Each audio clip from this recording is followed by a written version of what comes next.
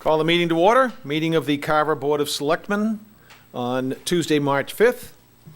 The meeting is being cablecast by Area 58 Community Access Media, Channel 15. There are openings on several committees. Please refer to the Board of Selectmen page on our website for a listing and application. Please stand for our Pledge of Allegiance.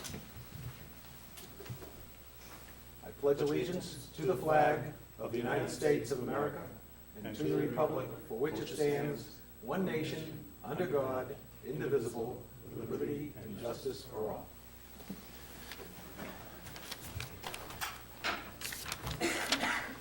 Our community prayer. Almighty God, humbly we pray your blessing as we concern our life with the opportunity to serve our community.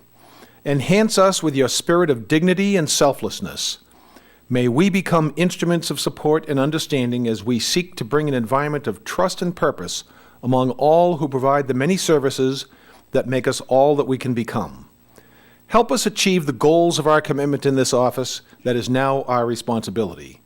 And especially, we lift our prayers for all the citizens of our community that we've been allowed to serve, that they may discover the fullness and joy of life that we all seek. And keep those serving in our armed forces and our first responders in our hearts and thoughts. Amen. And now we reach citizen participation. This is a part of the meeting. We set aside 10 minutes at the start of every meeting to allow citizens the opportunity to speak if they'd like to address the board. We ask that you keep it to about 3 minutes so that other folks can also have the opportunity to speak. Was there anyone that wanted to address the board this evening? Yes, sir. If you could provide your name and address, please. Good evening. How are you? Adam Holmes, 12 Leonard Street. Wanted to come in quickly tonight to talk to you briefly about some things that have transpired in the last week or so with respect to, on February 25th, the school committee passed a field and facility use policy that would essentially implement fees to utilize school fields and school facilities for recreation activities. The auditorium, the gymnasium, the baseball fields, football fields, soccer fields, the turf, etc. I think that policy is sort of the culmination of many months of discussion back and forth with the school committee and the rec department and some of the youth leagues in town. But the intent, I think, was for that policy to be presented to you tonight. It was on an agenda late last week, since been revised. I know you're not going to discuss it tonight. But why I wanted to come here to talk to you about it briefly was to ask you, before taking any action on that policy, to please let the rec committee approve, look at, hear, vote on a policy for that use and for those fees, because they are aware of every league in town and how it impacts every league in town. For instance, the school committee action affects those sports that currently use school property, but I myself represent the youth baseball league in town. We do not utilize any school property. So up until now, I haven't had a voice necessarily in those discussions about what those fees should be and what would be an appropriate fee. But obviously something that the school committee passes that would then be handed over to you for your approval or your consideration that would impact town property and town fields would eventually impact baseball. Some of the sentiments that were shared at the school committee meeting on the 25th were that same policy would be coming before you. It's my understanding that was the plan tonight, to present you with the same policy. Just in the interest of full disclosure, that policy as written would bankrupt the youth baseball league in town. There's absolutely no way possible we could fund it. We have, for the past decade or so plus, I've been a part of the league for 6 years, provided our own field maintenance and paid for our own field maintenance back there, so we on the King property specifically. So we know what it costs to mow and fertilize and irrigate and upkeep and fix dugout roofs and fix fencing and fix press boxes. We know what that costs. And the costs that are highlighted in this policy would bankrupt the league. So I would just like to ask and please beg that you let the rec committee do the due diligence, let the rec committee consider the policy, let the rec committee take a vote on what they think is an appropriate policy, and then recommend that policy to you before you take any action. The youth leagues and the recreation committee were not aware that the school committee was taking this vote last Monday on the 25th. And it was shared during that meeting that the policy was written and reviewed by the rec committee and the leagues that it impacted, and that they provided their input. They were not aware that a vote was taking place on the 25th. That's just the situation that's before us. All right, thank you very much. Thank you. Was there anyone else that wanted to address the board this evening? Mr. Malinowski, Mr. you Chair? wanted to address the board? Yes, just real quickly, Adam and I met last Friday, Thursday, I think it was Thursday, Friday, also with Dave Siegentoff and John Woods, discussed this. There is going to be a recreation meeting come on this Wednesday. There is going to be additional meetings with different youth groups, so Adam's point is valid. We are working on that, and the intent is before anything comes back to the selectmen or comes to the selectmen, that it will be properly vetted and discussed with the recreation committee. And Superintendent Neef is also going to join me next Wednesday to meet with some of the leagues. So all that work that Alan just mentioned is going to happen. It is in process to happen. Thank you. All right, we will move to the next item on the agenda, which is Troop 48 Scouts Ben and Alex Diogenes will present their Eagle Scout projects for Johns Pond and Sampson's Pond. Please step forward, gentlemen. Remind us again who's who. I'm Alex.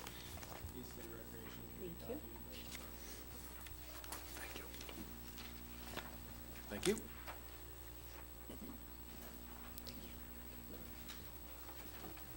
Thank you. You.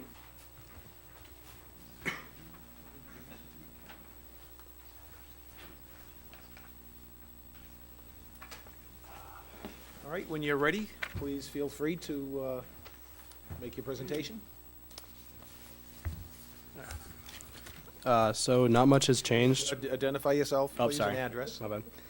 Benjamin Diogenes, 27 Johns Pond Road. This is Alex Diogenes, 27 Johns Pond Road. So not much has changed with our projects, aside from we have gone in front of the recreation and conservation committees and gotten their approval. We have a letter from the conservation committee with their approval, and we are waiting for written consent. We got like overwhelming praise and consent from the recreation board. So I'll just briefly go over my plan again. It hasn't changed at all. And then add the part where with the budget and speak briefly on the fundraising. So my project will still be a removal of trash and unwanted debris from the site from Johns Pond. The installation of 2 metal picnic tables. They'll be locked. It will include the building of a border, the clearing of unwanted brush and branches, and the removal of cement barricades, the low parking ones, out of the forest and into the parking lot. And additionally, it will include signage being replaced, if it is possible. The budget is $1,780.48 approximately. And while donation and fundraising still cannot be accepted by us until the council that we have to get our projects approved by within the Boy Scouts has approved it, we plan to advertise on Carver Helping Carver after we are approved and are allowed to start fundraising. The benefit will still just be an improvement of Johns Pond and a cleaning of it. And volunteers, again, will be advertised for on Facebook and also sourced locally from the high school and our troop. Yep, that's about all for mine. All right, any questions from the board on John's project? Ben, right? Yep. Ben, sorry. So that was a pretty exact budget for an approximation. Yeah, I've gone out and looked for the prices that I've found for all the materials I'll be needing, but there's still yet to be seen circumstances such as if I need more food than I expected, or if something actually costs more in store than it did online, since I haven't physically been to exactly where I'll be locating everything. So I've gotten what it should cost, but it could be higher or lower, especially based on donations. So my suggestion, you can take it or leave it, is you overestimate a little bit, just as a contingency, just Yeah. in case. I would put it around $2,000 would be a real approximation. I just think it's a great project, and I really appreciate you doing it. Thank you. Again, I was going to make the same suggestion. Having been involved in a few of these things, the costs always seem to run a little higher than you anticipate, but I've been impressed with all the Eagle Scout projects in town, and they add a lot to our town, and I know these two will as well, so thank you. Thank you. Yes, sir. Okay. So, my approvals have been almost identical to Ben's. The only addition I've had is I also approached the COA. They gave full support to the project. So, my project consists of a small recreational area near Sampson's Pond, right behind the COA building. It will have 2 horseshoe pits and a bocce ball court. It has an approximate cost of $1,750. Donations will be gotten the same way as my brother's. There's not too much to say. Oh, I had one more, Mr. Chair. Sure. I just wanted to also mention, I know it's probably not the most popular site to advertise, but you might want to contact the Carver reporter, and she might do an article, and you can ask for donations in the article, because there are still people who read it. So, yeah. As well as your other suggestion. We have been considering that, yes.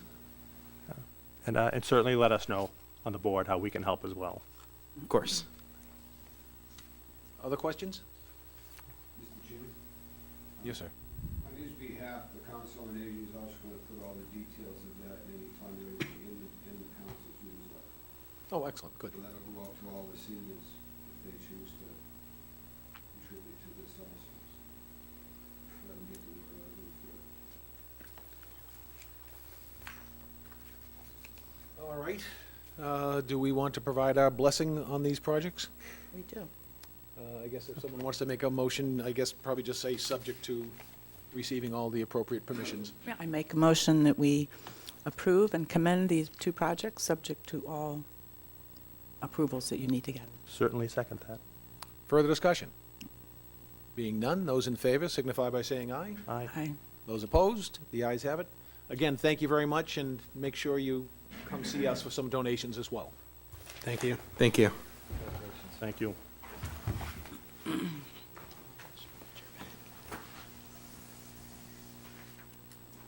All right, next item on the agenda is can we do this now? Does this have to be at 7:20 precisely? No? No, because you didn't set a time at the last meeting. Okay. All right, Class 2 hearing continued. Tony Lombardo, DBA Scrub It Car Wash.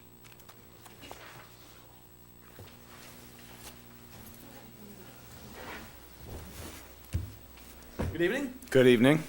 So since you were last here, I understand you've been busy visiting some of our other town departments. Yeah, somewhat. All right, you want to bring us up to date? I know we have a better illustration now of your location. Do you have one of these, Sarah? I do. Yeah, I briefly spoke with Conservation. Oh, thank you very much. And I spoke with Stephen Cole. And as we were deciding on where we might put the vehicles to display them for sale, we kind of came into, obviously, there's a buffer zone that we could have stayed away from, but ideally, we would have liked to have put them over there.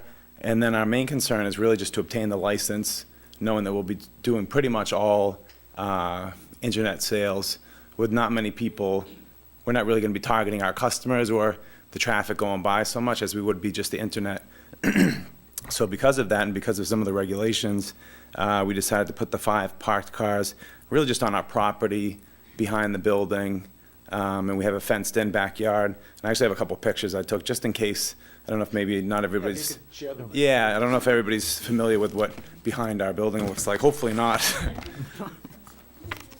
And because of the snow, it's not the prettiest looking thing right now. But we use that for a customer or an employee might park there right now, and we would have to move the dumpster to the side a little bit. But we'd put the 5 cars either directly behind the building or directly behind the building, further back in front of the fence. So I guess What's the visibility either from, on the old 44 or 58? pretty much nothing, unless you're really wrenching your neck driving down Plymouth Street. You could maybe get a glimpse of them, but you wouldn't see them from 58, nor even when you pull in the parking lot into our entrance into the car wash, you wouldn't see them, which we were kind of okay with because, like I said, we were kind of hinging on internet sales and having this just be a little small portion of our business that we do on site. And yeah, it would be, and I actually thought I was telling some workers and my mom that we could even, there's windows on our building, so people could actually see those vehicles through the windows going through the car wash. It was kind of maybe a unique way to advertise going through the car wash, being able to see them out there. But yeah, that was about it. So we tried to stay within all the parameters that wouldn't raise any red flags or alert anything. We'd have no additional traffic flow inside the lot or leaving the lot. It'd be kind of appointment only if somebody was going to come by and see a vehicle. And yeah, we stayed away from any of the buffer from the wetlands, 100-foot buffer. So yeah, that was about, and to be honest, like I wrote in one of my emails, we have cars driving through behind our lot and parking there kind of every day anyhow, so it wouldn't be much of a change in our day-to-day operations, so to say. Do I understand now you're not seeking the ability to repair the vehicles? Yeah, actually, I'm sorry, I didn't mention that, yeah. Originally, we thought, well, maybe we'd be doing some things there, but then because that would be a much more extensive process to go through, we decided that we would just use local shops to do those repairs and just have the cars, if they didn't need repairs, they could come right on site. If they needed a repair, it would bypass our site and go to a repair shop, and then we would get them once they were ready to be sold. And just out of curiosity, what's your method of procuring the vehicles to sell? How they would arrive on site? How are you choosing which car, how to get hold of a car that you're going to turn around and sell? I think we would just be using what we feel would be the number one or the most desirable cars that would be sold in a demographic like ours in Carver. Really, I don't think we'd ever exceed anything over $10,000 probably. Seems like it'd be like maybe a $4,000 to $8,000 range, $5,000 to $10,000 range. It'd be nice vehicles, and then they would be coming from the auction if we got 4 or 5 at a time. We were asking for 5, and they'd be coming delivered to us. Okay. Other questions from the board? This is probably a moot point since you're way away from what would come under conservation's jurisdiction, but I just wanted you to know for the record, that's a brook, and so it's a 200-foot buffer. Oh, okay. So this yellow line is 100, and this one I know is not supposed to be, I think it's a topographic line, but that, is roughly where the 200-foot, so you're well away from that. That's right, yeah. Just for future reference. Yeah, yeah. Thank you. Sure. Do you have a parking area here when people come to look at the cars? Is there a place for them to park out of Yeah, we do. Actually, the whole area, you can see there's a 30-foot setback from the back of our building to the fence. So there's room for 2 or 3 vehicles to get by, and that's all crushed stone now. So yeah, we could, behind our lot and our entrance, I mean, maybe upwards of 10, 12 cars could probably be parked in there. You'd be boxed in, but as far as a customer coming in, we have people drop off their detail cars, and we might have 3, 4, 5 cars all get dropped off around 9 or 10 in the morning. And yeah, there's no issues. And we have six spots in front of the vacuums, which could also be used for parking for something like that. But yeah, there's quite a bit of room. For a small, long lot, we have a good amount of open area there. Thank you. I have nothing else. What's the pleasure of the board? I'd make a motion that we approve this with a limit of 5 cars and with the provision that no repairs are done on the facility. All right. There a second? I second with the added provision that you get whatever permits you may need. Okay. Further discussion? Being none, those in favor, please signify by saying aye. Aye. Those opposed, the ayes have it. Congratulations. Thank you very Good luck. much. Appreciate it. Thank you.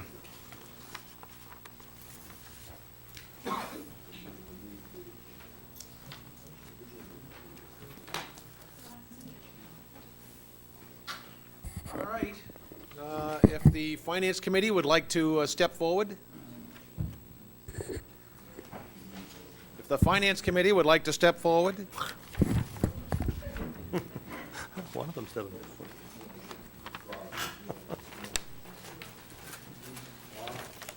Good evening, Mr. Chairman. Well, once you get talking, I know it's difficult for you to stop, so. Ask you a question, I could have done a point of order interrupted the whole meeting. Well, that would be unusual for you. You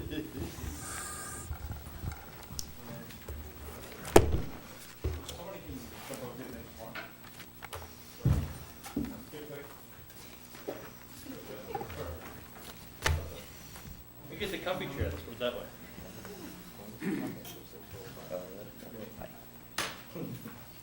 Mr. Jermaine, I'll let you call your board to order. Only joint meeting of the Board of Selectmen and the Please be sure to use your microphone, sir. Yes, sir. To call the meeting, the joint meeting of the Board of Selectmen and the Finance Committee to order. Good evening, Mr. Chairman. Good evening, school committee. Finance committee. No, it's all right. School committee representation. That's right. Thanks, Scott. Thank you.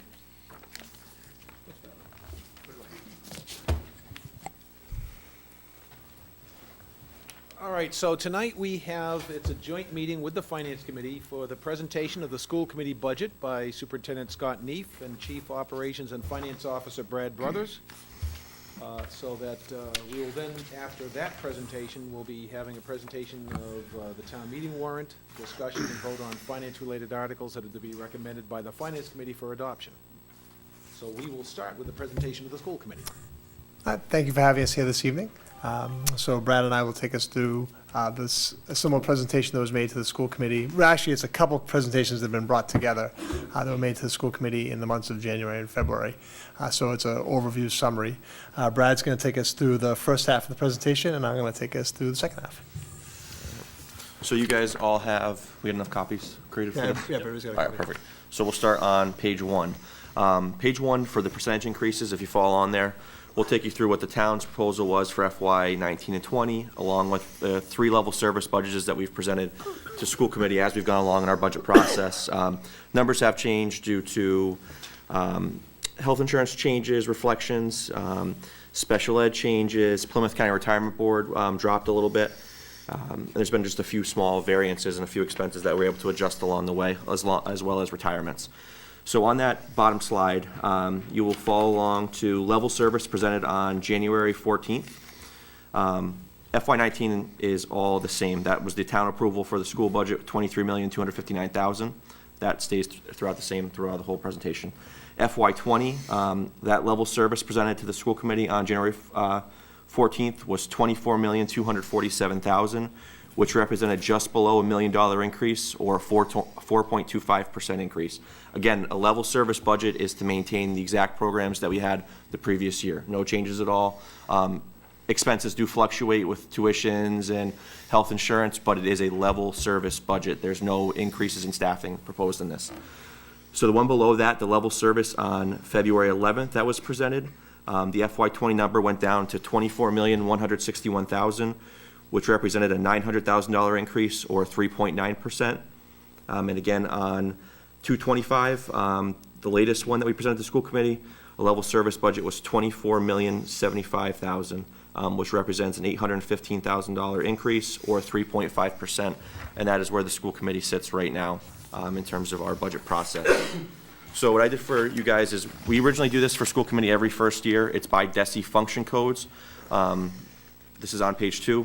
The 1000 series is district-wide leadership and administration. This does not include principals. That is in the 2000 series instructional services. The 3000 series is other services such as athletics and transportation. 4000 is all operations such as facility expenses. 5,000 is fixed charges such as health insurance, life insurance, all benefits. And the 9,000 is the out-of-district program such as tuitions. So for the 1,000 series, you'll see from FY19 to FY20, we actually are decreasing our budget, and that is based off of contract negotiations. We spent a little bit more on legal services than what we had anticipated this year, so that drove that number up. So an actual fair comparison from FY19 projected to FY20 proposed, it is just over, a 2% savings. Scott also, to throw this on there, Scott is going to be closing out his third year of superintendency, and with that, there is no new superintendent's induction program, so that is a couple $1,000 savings as well, so congrats to Scott on that. The 2000 series is on page 3. This goes from FY19 to 20 at a 2.5% increase. This includes our professional development, all curriculum, tech equipment, and licenses, the principal, teacher, and guidance expenses. What we added and what is currently an offset to the budget, which we'll get into later, is a 0.3 pre-K teacher, and we had an increased need for pre-K students, so we had to fund that this year. We'll talk about how we're going to offset that with tuitions later, but that is one position that is increased in the budget, but there's no operational impact because we do offset that with our role model tuitions that we take in. Special ed increase had a line item solely by itself for one student for $50,000. Again, that's based on an IEP need, so that is, again, keeping a level service budget, but that is one expense that we had to add in. There's no increase to the elementary school or middle high school supply and material lines. This includes all salary adjustments and retirements or replacements in the school. We did add in $40,000 for teacher lane changes. There is a new column in our salary schedule, which is a master's 75. And then generally, we usually budget anywhere from $20,000 to $30,000 for mid-year lane changes. Usually a teacher who moves from, let's just say, a bachelor's 15 to a master's, mid-year will cost us in the $2,000 range. So you have to budget for, we take an average of how many we have per year, which is anywhere from 10 to 15 movements. I think my first year, not to mention the deficit of $600,000, I think we got hit with, 22 salary lane changes. So that is an anomaly, but that does happen sometimes. So you have to put a significant amount of money into that line item just in case that does happen. And we've also increased our tuition reimbursement line, according to the contract for teachers, to $10,000. We've increased it by $10,000. Excuse me. And I don't know, people are going to ask this question, I would guess, so I'll try to address it now. In terms of teachers' salary increases, the negotiated increase this year was 1.5% for teachers on the top step. And then teachers on step, it's a 0% COLA. So we have an 11-step system. Steps 1 through 10 received the 0% COLA. Teachers on the top step received the 1.5% increase going into FY20. And that's all factored into this level service budget. 2.58% increase. Yep. The 3000 series includes transportation, health, and athletic expenses. We've seen a spike over the last couple years in out-of-district transportation costs, as well as homeless transportation. So what happens is if a student, whether they're living in Carver and they get displaced and they get placed in, let's say, Bourne or Sandwich, we've had a couple, or if it's vice versa, if they are in the Sandwich district and they get placed in Carver, the districts try to cost share it out. So it's a split 50-50 cost share. Most of the expenses, honestly, for transportation, there's really not much that comes under $200 per day. And that usually we eat the whole cost if it's a student from Carver that we're sending to an out-of-district placement.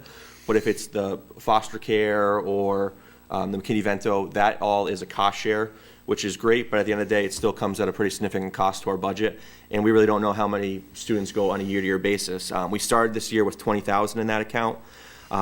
It looked great for the first 2 months. We were trending probably to spend around $5,000 on it, but the last school committee meeting, we actually are projected to spend over now, so we had to make a journal entry to move money over to afford that. And right now, it's at $22,000. I'm not extremely comfortable with that, but again, you can't be over conservative on that side, because if you do have a savings, then you're cutting into your instructional services, which no one wants to do either. So it's kind of a balanced system on that. And along with that, to go along with the homeless piece, I mentioned the out-of-district contracted services piece. That's funded at $192,000 this year. Generally, I try to keep a $10,000 to $20,000 buffer in there for add-ons throughout the year. This year, though, that full $192,000 is completely allocated for this current year, or excuse me, for FY20.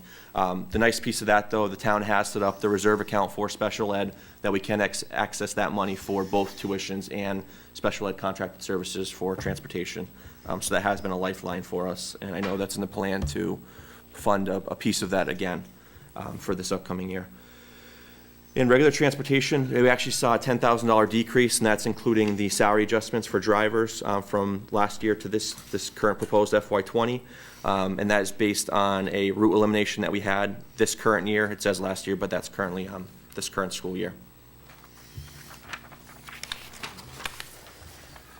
Page 4 at the top, 4,000 operations. This represents a 4.16% increase. This is based on the $30,000 in utility accounts proposed for natural gas and electric. The Carver Elementary School, when we first looked at this, we put a pretty significant dollar amount. I want to say it was 40 or 50 grand increase on from FY18 to FY19, knowing it's a new building, a lot more electricity, a lot more kilowatts burned. We did sign a great contract for the supply for all the town-wide. But what happened was the account actually, they used more kilowatts than what was projected on the account. So the utility service that we're using kicked that contract, that piece of the contract out. And we were actually on the open market getting whacked with, I think, a 12-cent per kilowatt hour. I'm not an expert on all that stuff, but the numbers are there on it. Solely for that building. And numbers were originally projected to, we were going to be over by about $100,000 in that line item. Since then, we have been able to hop on to another contract similar to what the overall town's on for that line item, and that's brought that number down significantly now, where we think putting in roughly a $15,000 to $20,000 increase on that line item will be covered for next school year. So that's always a positive. We were told by HMFH, the architects for the project, that really it's a startup cost issue. The machines have to run through a couple cycles before they filter out. So after the first couple months, we have seen the proposed numbers for kilowatts used come close to actuals, so it's trending in the right direction. And on top of that, we have added in $20,000 for the increases for field maintenance at the for both middle high school, and the majority of that money is going to the new elementary for the fields coming online in this spring/fall. The 5,000 series is all fixed charges. This includes retirement contributions, health insurance, life insurance. 9% for healthcare is built into this budget. We are extremely hopeful that our next gateway meeting that drops to 8. And Plymouth County Retirement Board, we also saw a $30,000 reduction in that for an overall increase to that function code of 2.6%. And the 9,000 series is all out-of-district tuitions. This includes both the special ed, vocational, and collaborative education. This does not include Old Colony. Old Colony is a separate assessment. But what we have right now on our books for proposal for next year is the known students Carver is fiscally responsible for, and the proposed tuition increases. Usually they go up about 2% per year for an out-of-district cost. So I'll dive deeper into this on the slide below that, but if you look just on paper for operational costs, it is a 30% increase, which is a huge number for us to move forward with in a budget when we're increasing our total dollar amount by, let's say, $600,000 for the school increase, about, let's see, 1, 2,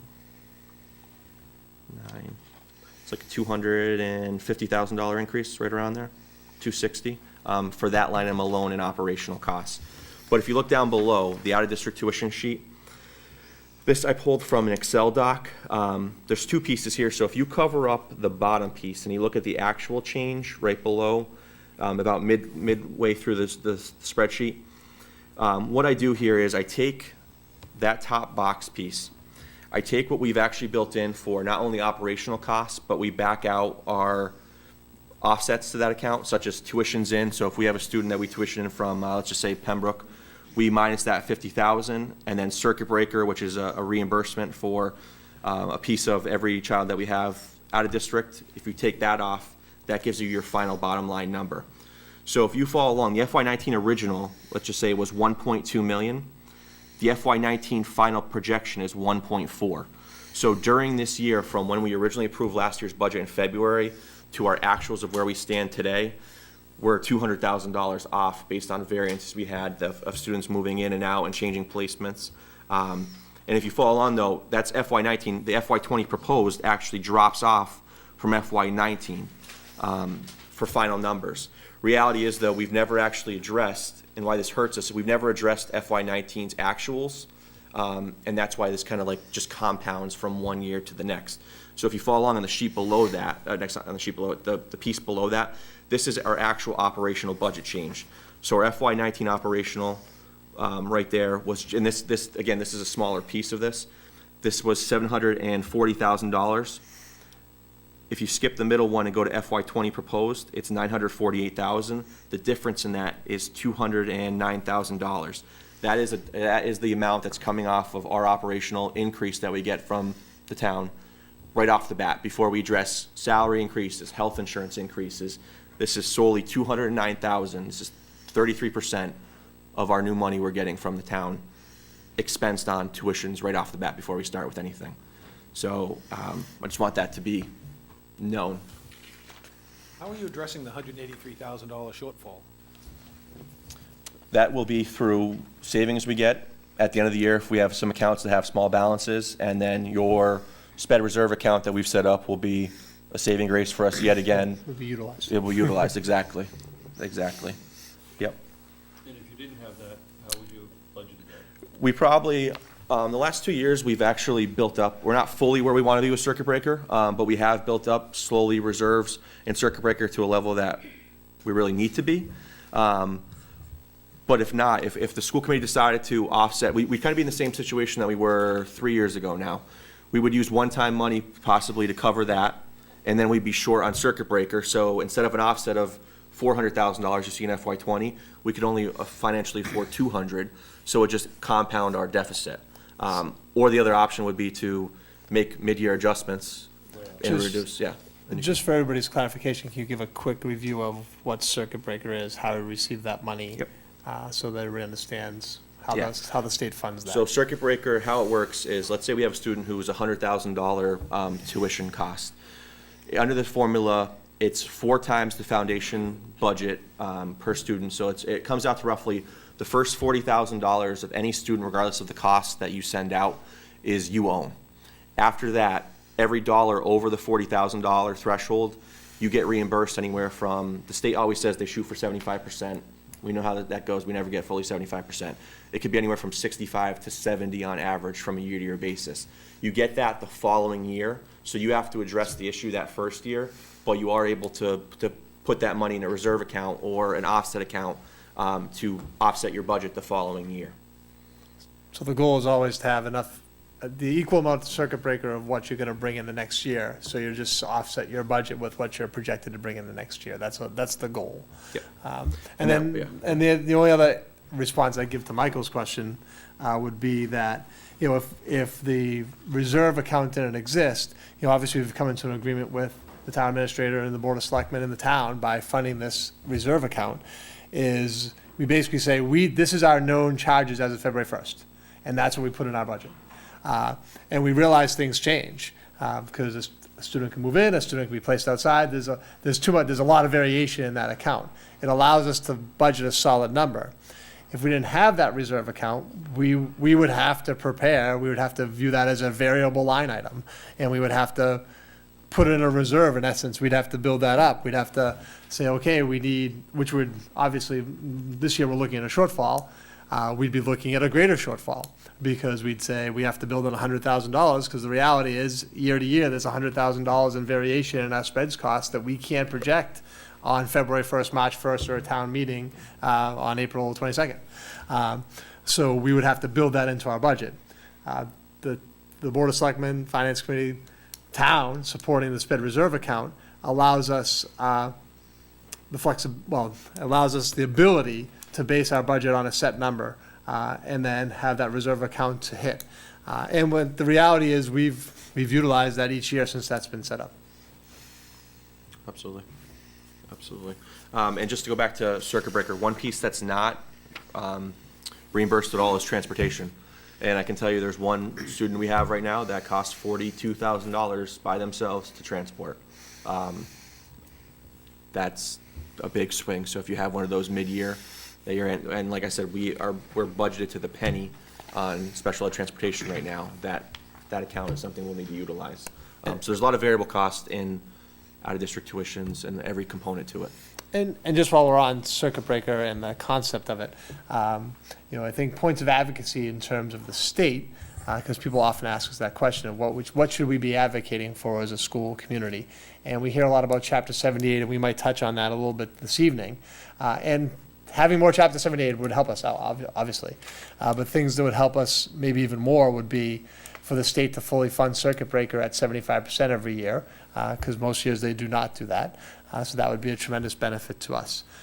And then there's been a lot of discussion in the news about what's called the Foundation Budget Review Commission, which has been looking at the funding of education in the state. And there's been a lot of discussion about the state putting more money into funding, supporting education. And the two big recommendations of the Foundation Budget Review Commission is that the state is underfunding healthcare costs. So the increase in funding does not match the increase in the cost of healthcare. And the state is underfunding special education. The special education costs are rising at a faster rate than the state formula to fund schools. And that has been for 15 years. And that's why a lot of school districts now are facing struggles, because they've had this continuing escalating cost of healthcare and of special ed, and that in essence, the state's contribution to that is not increased. So if we're going to things we would advocate for on the state level, obviously is fully funding circuit breaker, because that would help us with our special ed costs, and then also charter schools. We didn't get into charter schools yet, but as we were on circuit breaker, I figured I'd mention that piece of it. We'll hop on charter schools after. All right, so page 6. This is just to recap some offsets that we have to the budget, as well as just to highlight a couple fees. Grants 240 and 305 contribute about $650,000. This is majority of it's used all for paraprofessional expenses, all salaries on that. Circuit breaker, as we mentioned before, there's $400,000 built into FY20.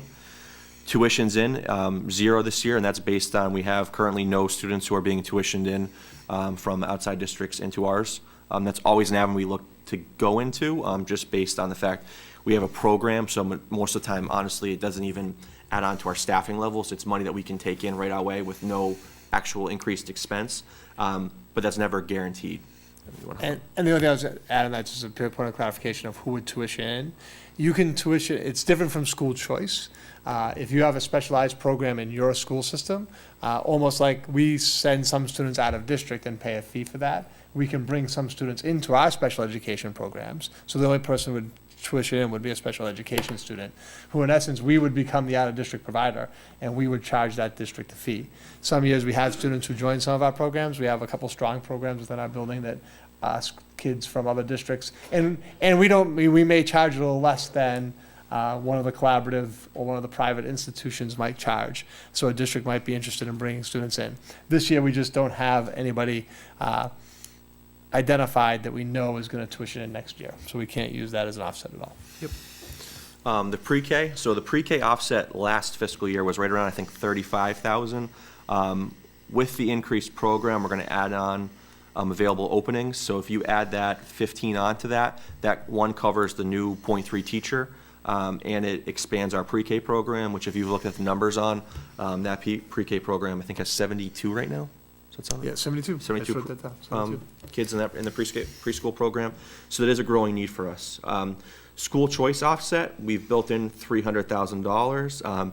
That goes directly into offset in our budget, Carver Elementary School teacher salaries. That's just a basic accounting entry. It doesn't, the money doesn't solely go to that, but for simplicity purposes of entering it, we just offset teacher salaries by that. Athletics right now is still $150 a sport. That's going to bring in just over $63,000 projected. Middle high school intramurals are $200 a year. That's going to bring in roughly $10,000. And the parking fees, $50 per year, brings in $3,000 roughly, and that goes to offset middle high school graduation expenses. Excuse me, just on the school choice, that's students from other towns that choose to come to Carver, and the money that their town would have gotten for them follows them into Carver? It's a straight fee of $5,000 unless there's a special ed cost, then we bring in the special ed cost. Currently, and every year the school committee has to vote what grades we're going to be school choice in. So currently this past year, as a way to offset our budget, the school committee did approve school choice in kindergarten and grades 6, 7, 8, and 9. We did not open up school choice to other elementary grade levels because we were concerned about our own class sizes and moving into the new building. The district for the last, I believe, 7 years has been school choice in kindergarten. That started out because at that time Plymouth did not have full-day kindergarten, so we would have a lot of students who would come over from Plymouth just for kindergarten and then go back to Plymouth because they wanted to have the full-day K. So it was a one-time infusion of money. Some of those students have stayed. So currently in the district, we have 36 students who school choice in from other school districts. We can also lose in school choice, so students can go out. Currently, we have 8 students who reside in Carver and choose to go to a different school district that is a school choice school. So school choice has been a positive for us, and so I think the school committee is going to consider in its upcoming meeting expanding school choice for all high school grades 6 through 12. Which would bring more students in and maybe give us the opportunity to offset our budget a little bit more with some school choice money.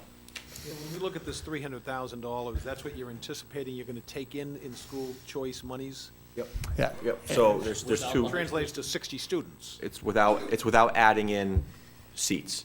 So currently this year, we're going to take in, so in January, the numbers change as students come in and out, and school choice is always an open door as long as the slots aren't filled up for that grade level. So this is a perfect example of school choice right now. When I grabbed this report in January from the state, we were projected to take in like $297,000. So that's what I used as the built-in offset. We ran the numbers as of, I think, like 2 weeks ago in mid-February. We were at 36 kids. So we went from 31, which represent that $30,000, to 36. So now we know it's going to be 325. So when we go to our school committee next meeting, we can say to them, we have another 25 that we can offset the budget by currently without adding in any open seats to help reduce this deficit that we have right now. I guess I'm just a little confused. You said for each student that chooses Carver for school choice, $5,000? It's a flat cost, yep. And the other piece of that, there is a special ed piece to it, so some students bring in more money for special ed. Okay, so And the then number all- we're talking about here includes Correct. the special ed. And everything. then That's school correct. choice is also a rollover account. So in other years, the school committee, why there's $325,000, we're projecting $325,000 in that account, is because maybe other years, the school committee didn't use all of that money to offset. So that money, it's a revolving account. So I So it's not a straight, this number, I'm not looking at 60 students. correct, 60 correct. times 5,000. Correct, That's correct. what I wanted to be clear. Correct. Any other questions on school choice while we're on it? Yeah. I was just gonna say, if you added if the school committee votes to add in the high school students, what's your projection on potential number of students for high school? I think that we're gonna advocate that we 5 students at each grade level, so it's probably just an additional 15 seats. This year, we added 20 seats and we brought in an additional 12, so if we add 15 seats, maybe it's only gonna be an additional 6 or 7, but that additional 6 or 7 could be $35,000 in additional offsets. Yeah. The good thing about having a nice balance built up for school choice is you can go on the higher end of a projection, come in short, and you still have that money to cover you for that year. Getting back to school choice, when I look at that, though, are we saying that we've got a declining population? That's why we've got these open spaces to take on students from other towns? This year, our population has actually grown. So we're up 23 students right now. We're up to, got the new enrollment report as of March 1st. We're at 1595 for a district. But over time, if you look at us the last 10 years, the Carver School District has declined in enrollment over the last 10 years. It's been a pretty consistent trend downward. We're hoping that we're at the bottom of that trend. But yeah, so that, at one time, the middle high school capacity, that 6 through 12 building is probably 1,100 students. If we were gonna max out full capacity, and we're around 800 right now. So in that building, we have space to bring students in, and that's why we're saying we're considering opening up school choice. We're more concerned at the elementary school, we don't have that space. And that's not why we're advocating opening up school choice at the elementary school levels. Right now, based on our current staffing, our elementary classes are going to run 22 to 24 students. We didn't want to open up school choice and start getting into elementary school class sizes that were larger than that. Besides the 5th grade, the building was built with 6 classrooms for each grade level. We have 6 teachers for each classroom at each grade level. So based on that, based on where we are in that building, we don't think it makes sense to be looking to bring in students from other communities. Though I think the elementary school would naturally be an attraction, the new building, to bring in some students from other communities. It doesn't make sense in terms of our numbers. But the middle high school, in terms of its size, square footage, classroom space, has the room. And I guess what's your decision-making process between going school choice or reducing staff? Going school choice does not you can bring those students in without increasing your staff. It's a way to offset. But so those students, if you're bringing in 5 students at a grade level, that's 1 kid into each class. If those kids aren't there, you're not going to be able to reduce your staff. So it's a budget offset that allows you to maybe better maintain your staff. But it's not a straight number that, hey, if we don't have those school choice kids, we'll be able to cut a teacher. Because legitimately, if you, I don't have it with me. I'm actually going to present it. I'm going to present it on Monday evening of our breakdown of our 36 students by grade. To actually have it in there. There's not more than 5 students in a grade. It's pretty spread out through the district. So spreading those kids out allows you to bring those kids in, gain the benefit of the money, but not have to add staff. But not having those students doesn't allow you to reduce staff. I think there was one year where the Carver School District, what happened was they used to do school choice for kindergarten. They used to do 20 students. I wasn't the superintendent at the time, and I wasn't at the elementary school. I was the principal of the high school. But the elementary school at that time was bringing 20 K kids, kindergarten students. That was what they were opening up for. And like I said, they were getting a lot of kids from Plymouth. One year, the numbers fell the wrong way. They brought in too many kids, and they had to add a teacher. So that's the balancing you have to do active school choice. You don't want to bring in enough kids that your class size is going to go up to the point that you have to add teachers, because then you've lost your positive cash flow of bringing in school choice kids. So we're always trying to walk that balance. But as I said, our school choice students right now are pretty spread out throughout the grades, so it doesn't have a tremendously huge impact on class size. And as we've had kindergarten for several years, there are kids in. There's students in 1st grade, 2nd grade, 3rd grade, 4th grade, 5th grade, 6th grade, 7th grade, 8th, 9th, 11th. Right now there's no 10th graders, and there's no seniors who are in the building of school choice. But we have those 36 students are spread over every other grade. Thank you. And John, just to reverse that question, this is a good plug in here. So charter schools, you guys know, you've seen the formula and how it impacts our Chapter 70 money and the less we get from the state. Right now, the FY20 projection for charter schools assessment to Carver is 46 kids. Let's just round down. 46 kids. It's 46.4, which drives me nuts, but that's what they have on the paper. How you have a fourth of a kid is kind of crazy. But they say let's round down to 46, okay? The net impact from what we lose for that is $624,000, okay? So those 46 kids are spread out between grades 6 and 12, let's say. 5 through 12, actually. 5 through 12. Yeah. If you take those, there's not one class, there's not one lump sum of kids in any grade level that you have to add on a staff member to. So if you take those kids, you plug them into our program, 5 through 12, you don't have to add a single staff member on. And that's $624,000 back into our budget. That was never lost. And in terms of point of advocacy, our second biggest point of advocacy from Carver's perspective would be to fully fund charter school reimbursement. So the state has a formula to refund you for charter school reimbursement. The first year a student goes out, your cost is supposed to be 100% refunded. Now, but it's 25% for each of the next 4 years. So for 5 years, a student choices out of your district to a charter school, there's a reimbursement. That's what the formula says. The state never fully funds that. So that the state legislature may say, we're going to fund charter school reimbursement at 65%. So you get 65% of that formula. So the biggest impacts for us as a district would be to actually have the state fully fund circuit breaker, fully fund charter school reimbursement. Those would be our strongest points of advocacy In terms of Chapter 70 funding, there's several proposals out there. There's one by the MTA with Senator Sonia Chang Diaz called the Promise Act, which looks to fully fund the recommendations of the Foundation Budget Review Commission over a 5-year period. The governor's budget actually proposes to fund the recommendations of the Foundation Budget Review Commission over a 7-year period. Both of those proposals for several school districts, because they've had a declining population, technically, Chapter 78 is tied to your number of students. But the state, as our population has declined over the last 10 years, they haven't cut our Chapter 70 funding. We've been what's called held harmless. And any growth in Chapter 70 is just going to fill the held harmless gap, if that makes any sense. So an increase, so right now, even though these two proposals are out there, and there's a lot of talk about $1 billion for education, we as Carver would just see the minimum aid in each of those proposals. The minimum aid is $20 per student, which would be about $32,000 an increase in Chapter 70 funding.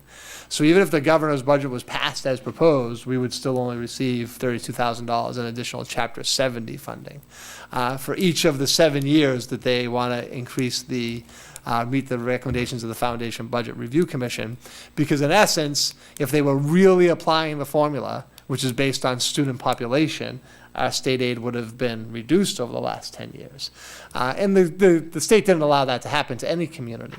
And this is not just Carver. I believe I think it's this a rounded number. This is the number you hear in the news. It's the number people say. 150 communities are in the same situation as us in the state of Massachusetts.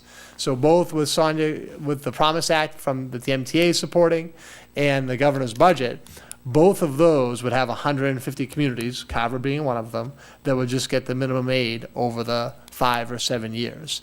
So that change in Chapter 70 wouldn't have a huge impact on us. But fully funding circuit breaker would be really positive.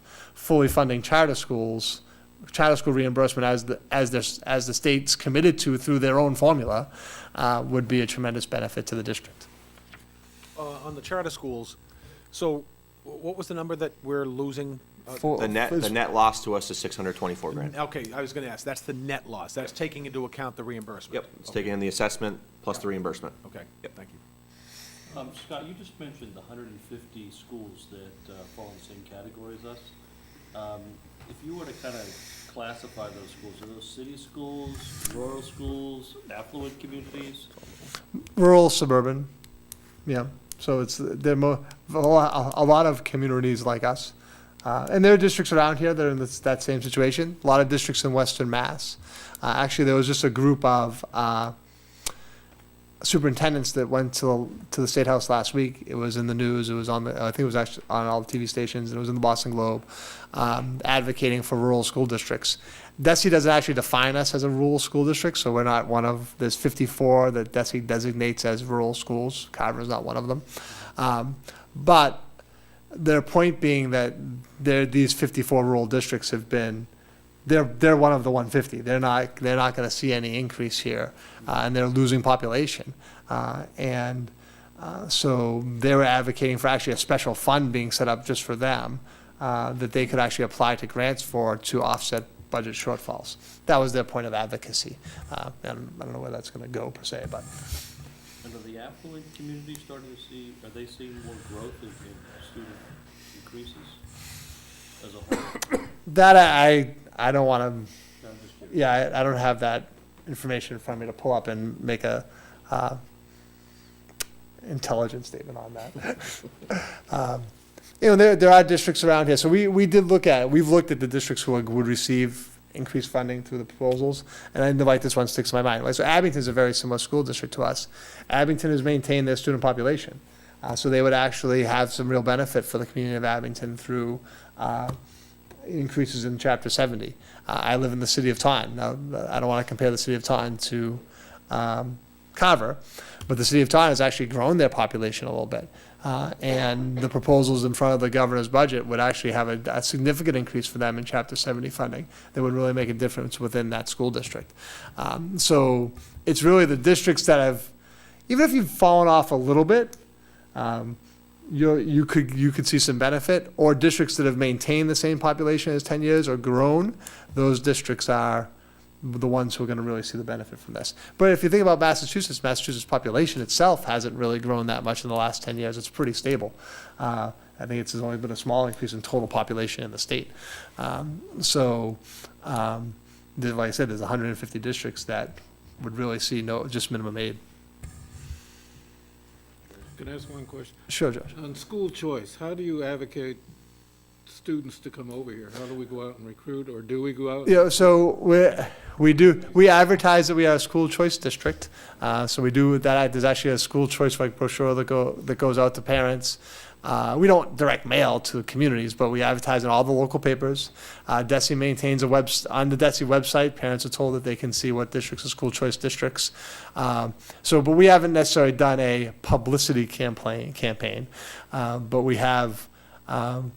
It's really through the local newspapers in local communities.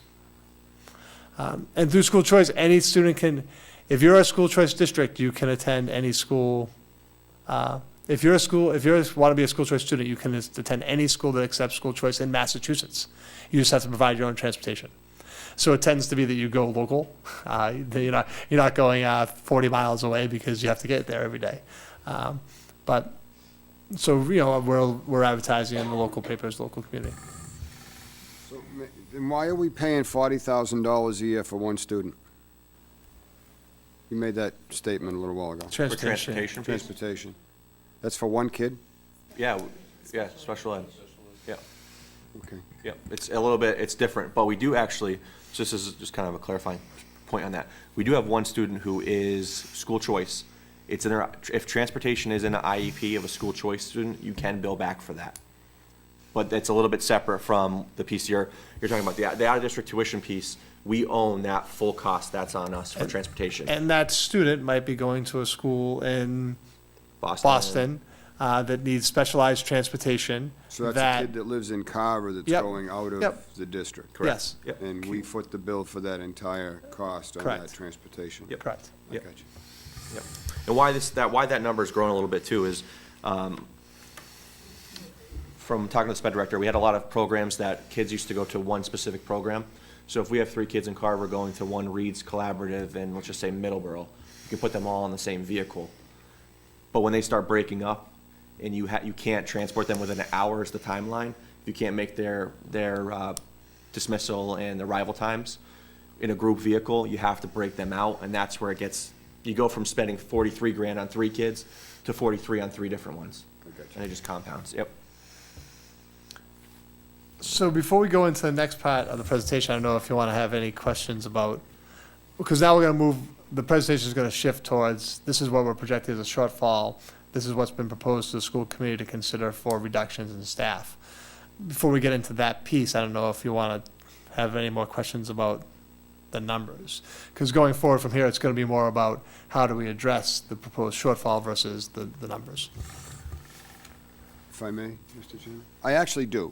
And I'm going to be a little bit of the bad guy here. You created a step this year, a step 11, on a 10-step system. What is the difference in the number? What is the salary number from a step 10 to a step 11 dollars? How much money? It depends on the step, but this year's 1.5%. Yeah, it's 1.5% increase. No, you guys love percentages. I need a number. Yeah, let me grab it. The reason I'm asking that question is because you have a 1% increase for just that step, then a 1.5% increase for just that step, then a 2% increase for just that step, and then in the third and magical final moment, the big finale, we have a 4.5% increase across the board. And my question is going to come. 2.5. It's 2% on the step 11 and then 2.5 across the board, correct? No, that's not correct. It's not, the 2.5 does not apply to the step 11? 2.5% across the board. For everything. It's not that step gets 2.5 and then they get 2.5% on top of that. That's not correct. I thought when I watched this on TV, I thought it was 1.5, 2, and then 2.5.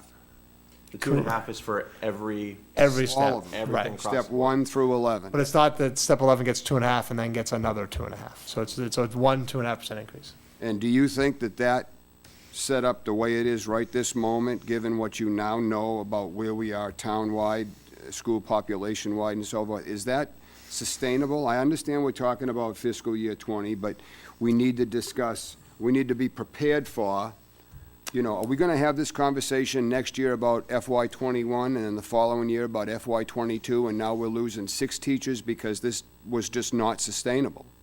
And that's, I guess, my, Yeah, we'll have to see where it comes in 3 I'm years. not trying to be the bad guy, Yeah. don't misunderstand, Well, but it's a reality of, and I can't get into the specifics of contract negotiations with the EAPC. That was the contract that was negotiated with them. That's the agreement that we came to. And it was a lower agreement than what is currently happening throughout the state. So it was the best agreement we believed we could come to. And we're going to work with everybody to make it sustainable and try to maintain our staff. and that's a locked-in 3-year thing? Yeah, it's a 3-year contract. Contract is Yeah, yeah. ratified, that's it? Yeah, obviously you could always go back. There has been times where the union has taken concessions. So I've been in the district for 26 years. I remember at least one, if not two one specific incidents where the union did agree to take concessions during the contract. You can always go back to them and ask them to take a concession based on what is proposed as cuts. And that's something that they could consider. 2 years ago, when we were in a much tougher situation than we are now, we did go and ask them to consider taking concessions. And at that time, we could not come to an agreement on what concessions they would take, so no concessions were taken, and the contract was enforced as approved. So the increase just for a master's, let's just use the common one, is $1,150 from FY '19 to FY '20. And that's from step 10 to 11? Correct. No, that's step 11 in FY '19 to step 11 in FY '20. You want to know the increase from 10 to 11? Yeah, because you guys created a new step. Yep. That number is 1,900. Okay.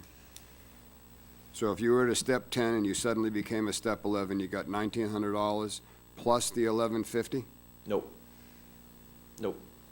That's, so if you're on top step for FY '19, you're on step 11, then you go to step 11 the following year, you get that 1,150. Okay. It's the jump, if you're on step 10 this year, going to step 11 next year, that's where you get the 19. Okay. Like I said, I wasn't trying to be the bad guy. Oh, no, those are fair Yeah, questions. But, you know, Obviously, it's a question we've been discussing all along, and I'm we. sure I'm not the first guy to Yeah, ask it. and so we have concerns about the last year in the contract, FY '22. No, 20. It'll be 22. 22, yeah. Yeah. So we're in going into FY '20 now. FY '21, we believe is sustainable. It's FY For '22. those of us that are getting older, those 3 years go by in like a blink.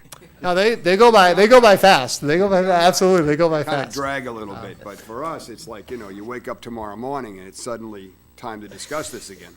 And obviously, we've been working with the town administrator. We've worked with the Board of Selectmen, looking at, and I know the Board of Selectmen has been actively looking at ways in which they can increase revenues coming into the town. And hopefully that will happen. Hopefully some of those things will come to fruition over the next couple of years for all town departments.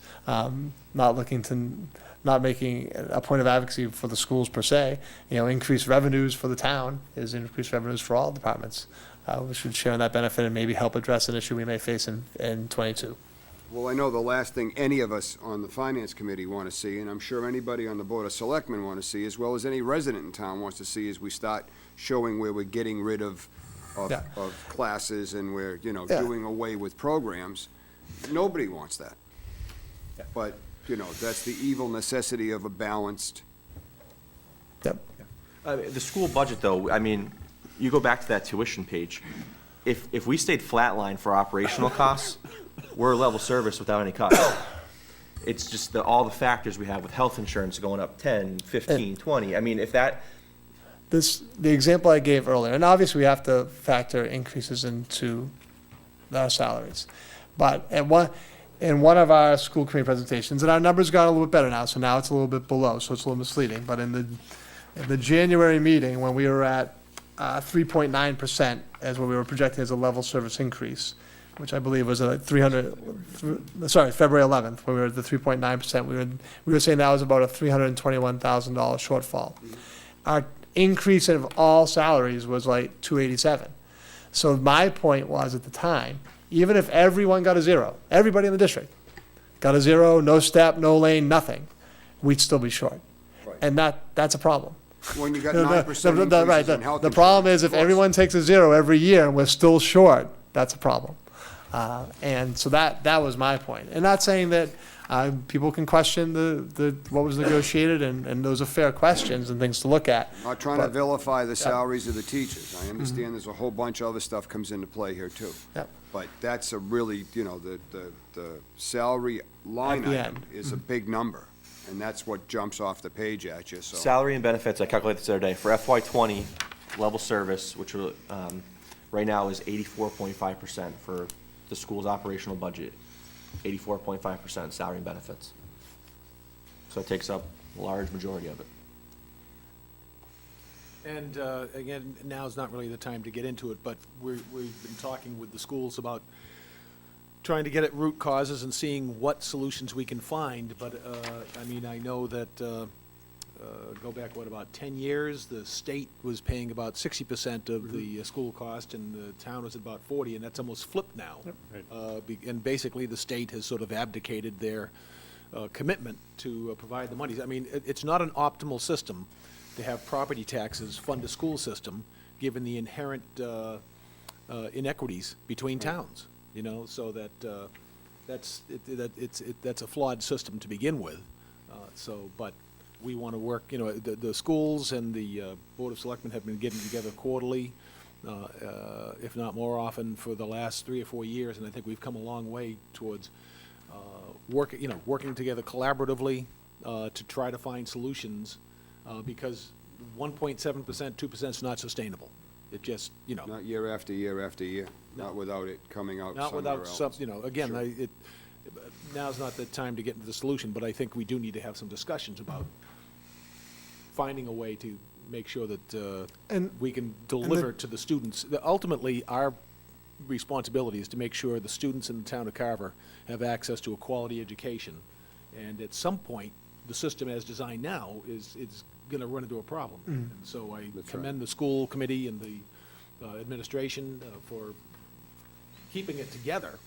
But And- we've got to come up with some other solutions. And the town has looked, in the short term, the town has looked for creative solutions to help alleviate some of our problems through, really through the creation of these reserve accounts. They are beneficial to us, so there is a reserve account for utilities. There is a reserve account for special ed, which we've used every year. There's a reserve account for unemployment benefits.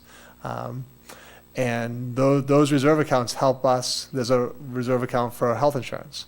So we talked about special ed, health insurance, we can look at, this is, on February 1st, this is what we know our health insurance cost will be for next year, and we can plug that number in. And if there's a difference, we can use that reserve account. Now, that reserve account I don't believe we've had to access that. But that's there, and because if that wasn't the case, there's always fluctuation of someone gets married, someone has a baby, they go onto a family plan, those fluctuations are always happening. And remember, we have over 290 employees, so those variations happen, and that has an impact on us. And having those reserve accounts has been beneficial in allowing us to help mitigate some of the concerns that we face. So it's been a positive thing, and we're always looking at working and trying to find every solution we can to address some of the school's financial issues. And just for those reserve accounts, for everyone's identification, those were not paid for out of operation funds. Those were in years where we were fortunate to have a little excess money at the end of the year from a free cash standpoint, that we put one-time money into these reserve funds. So, when those things dry up, unless we have additional money to put in there, they're gonna dry up. But we do have them to solve these mid-year anomalies that you've all heard us talk about. And Ron, one number I'm looking at right now, Chapter 70 back in FY '08 was 50% of net school spending, which is the number I like to look at. Now it's only at 44%. So you guys, the overall net school spending number for Carver on the town side is roughly 56%.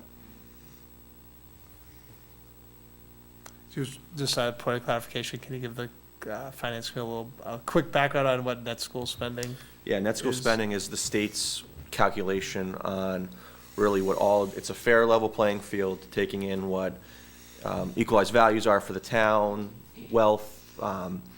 It's a formula. I get the formula, explaining the formula is not gonna happen. But essentially, everyone's on a level playing field. They put it together. The state kicks out a number from what the town should be funding education levels at. And what comes out is if you can fund it 0%, there's no penalty to the school. If you fall below 95% of that number, the state actually penalizes you Chapter 70 funds, which kind of defeats the crazy mechanism, but that's how that works. Carver for FY '18 was at 21.5% projected above net school spending. I like that number because it puts everyone on the same level playing field. You hear some sides say the school's way overfunded. You have some sides that say the school's underfunded. Take all of that out, and this is the number that everyone is addressed to on the same playing field for the state level. 21.5% is middle of the road for schools. Last year, you thought the average was The close to state average was 25%. It's like right around 25, yeah. Yep. Above that school spending. Yep. But that's saying that net school spending should be 25% less according to the state formula. You don't want to be there. No, the 100% is the baseline. That's what the state's saying you are obligated to as a But they're saying board. that should be, you should be able to educate your children at that level? That's based on the Yes. foundation. That's based on the foundation, Right, yeah. That's what I'm drawing. Which is attention to, skewed. Is that Yeah. their number is faulty to begin with. Correct. Because, you look at the struggles we're going through now, and you say we're 21% above net school spending. Yep. I would argue that net school spending is a bad number, because. Yeah, and if the average school district is 25% above, that probably means it's a bad number. Well, net school spending is not the bad number. It's the foundation that's the bad number. Well, that's what I'm getting Yeah. at. Yeah, that's Yeah. what I'm getting at. is- Yep. So if I can interject here too, I think this number of net school spending is a better number than saying we're paying 70% of our budget goes to the schools, which is way more than most communities. Because I actually pulled that up on the Department of Elementary and Secondary Education website, and we are right in the middle. We're number 165. In terms of the net school spending? Correct, in Right, districts. Well, And that's so there's different a- issues, though, is that 70% of our budget going to the schools is distinct from what net But, school spending but I is. think, I understand that. I think what they're getting at here is that this is a level playing field in terms of the number you start with. Some school districts pay some towns pay the schools health insurance, some don't. We happen to be one that does. So this number starts at one level. You knock out the schools who aren't even reaching that number, and we're right smack in the middle. I think that was kind of where Exactly. you're. And that's why I'm trying to say, we get, you guys hear it, I hear it, it's both sides. You're overfunded, you're underfunded. We are right in the middle. Well, I guess that's my point, is that for those that say, geez, we're paying 21% above what we need to pay, that's not really an accurate statement, because if we. Yeah, we don't want people to walk away saying, well, Yeah. reduce their budget by 21%. Correct. We don't want that to happen. But to say there are districts who go for, like Worcester, prime example. Worcester funds at the net school spending number. That's their obligation. There's no penalty for them. That is what they fund at. We don't want to strive to be like that, obviously. We have a quality education system here that we want to maintain. When I talk numbers with people, I like that number because it is a level playing field across the board. And I don't know if that was, not that I was taking your point, Sarah, is that the net school spending number it's a formula calculated by DESI that looks at everything exactly the same. Including everything's factored in, and this is The only expense where that's not. what towns contribute, that may not be a level comparison of how they set up their budgets. The only expense from our entire presentation tonight that's not included in that is transportation. The state does not include transportation for any district in net school spending. Can I just ask a question? The healthcare, is it always going up 9% every year, or is this just a high year? No, I think the last 2 years it's been, what was it, last year was 8? It was It was 12, 8. yeah, it's all over. One year was 12 for one, and Harvard Pilgrim was 20. Everyone tells me there was a year that was 2. It was not when I was here. I don't Maybe know. 3. I think there was a year there was a 3. There was a Okay. 3. Seems years high. back. Yeah. It's the market rate. You look around, everyone's getting, I mean, there's a couple local groups that we work with, and we could try to compare. They're 20% last year for a few of them. We've been saved, though. Each percentage would save us $30,000. Yeah. So if it came in at 3, that would be $150,000 savings, which would be tremendous. Yeah.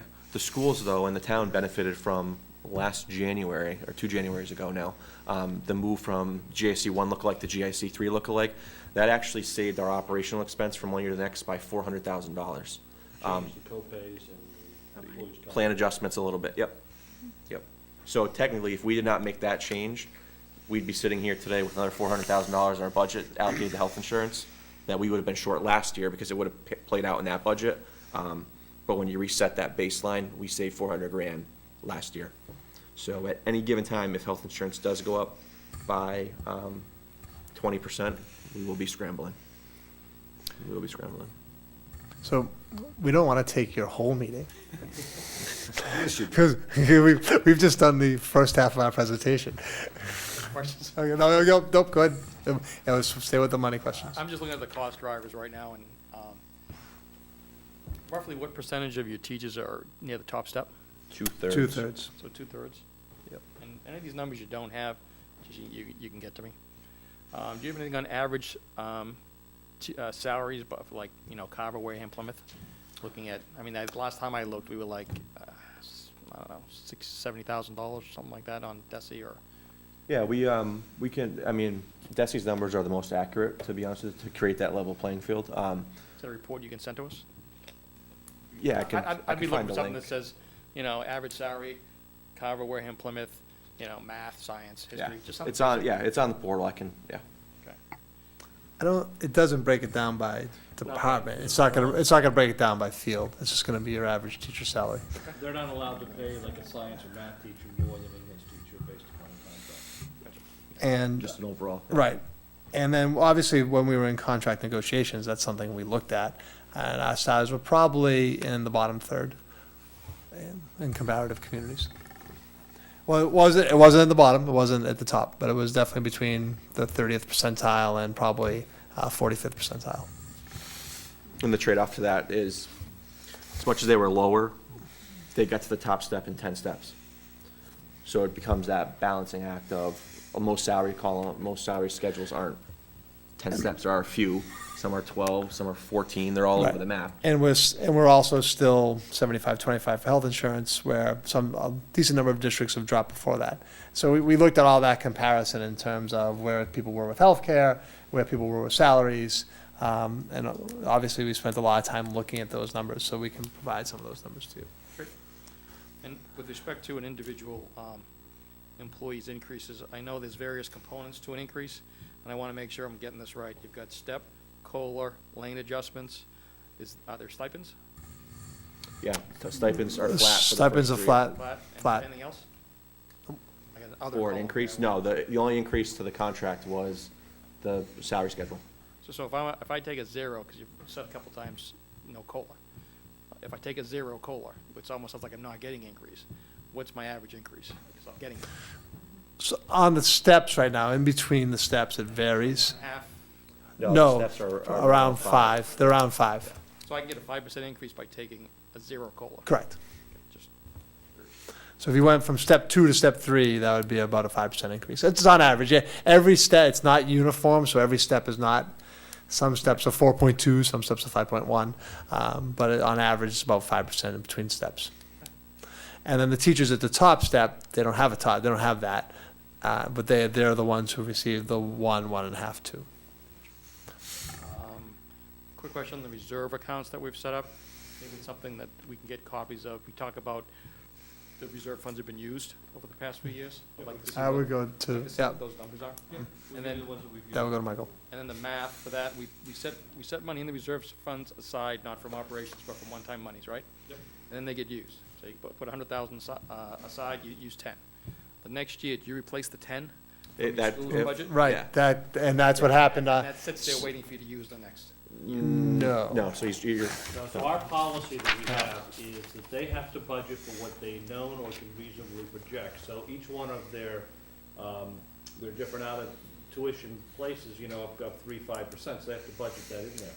If they know they have 10 students, they have to budget 10 students plus that increase. And that's what's our date, January 1st? February 1st. yeah. If a student gets added after February 1st, because our budgets are set by then and only then can they tap into the reserve fund.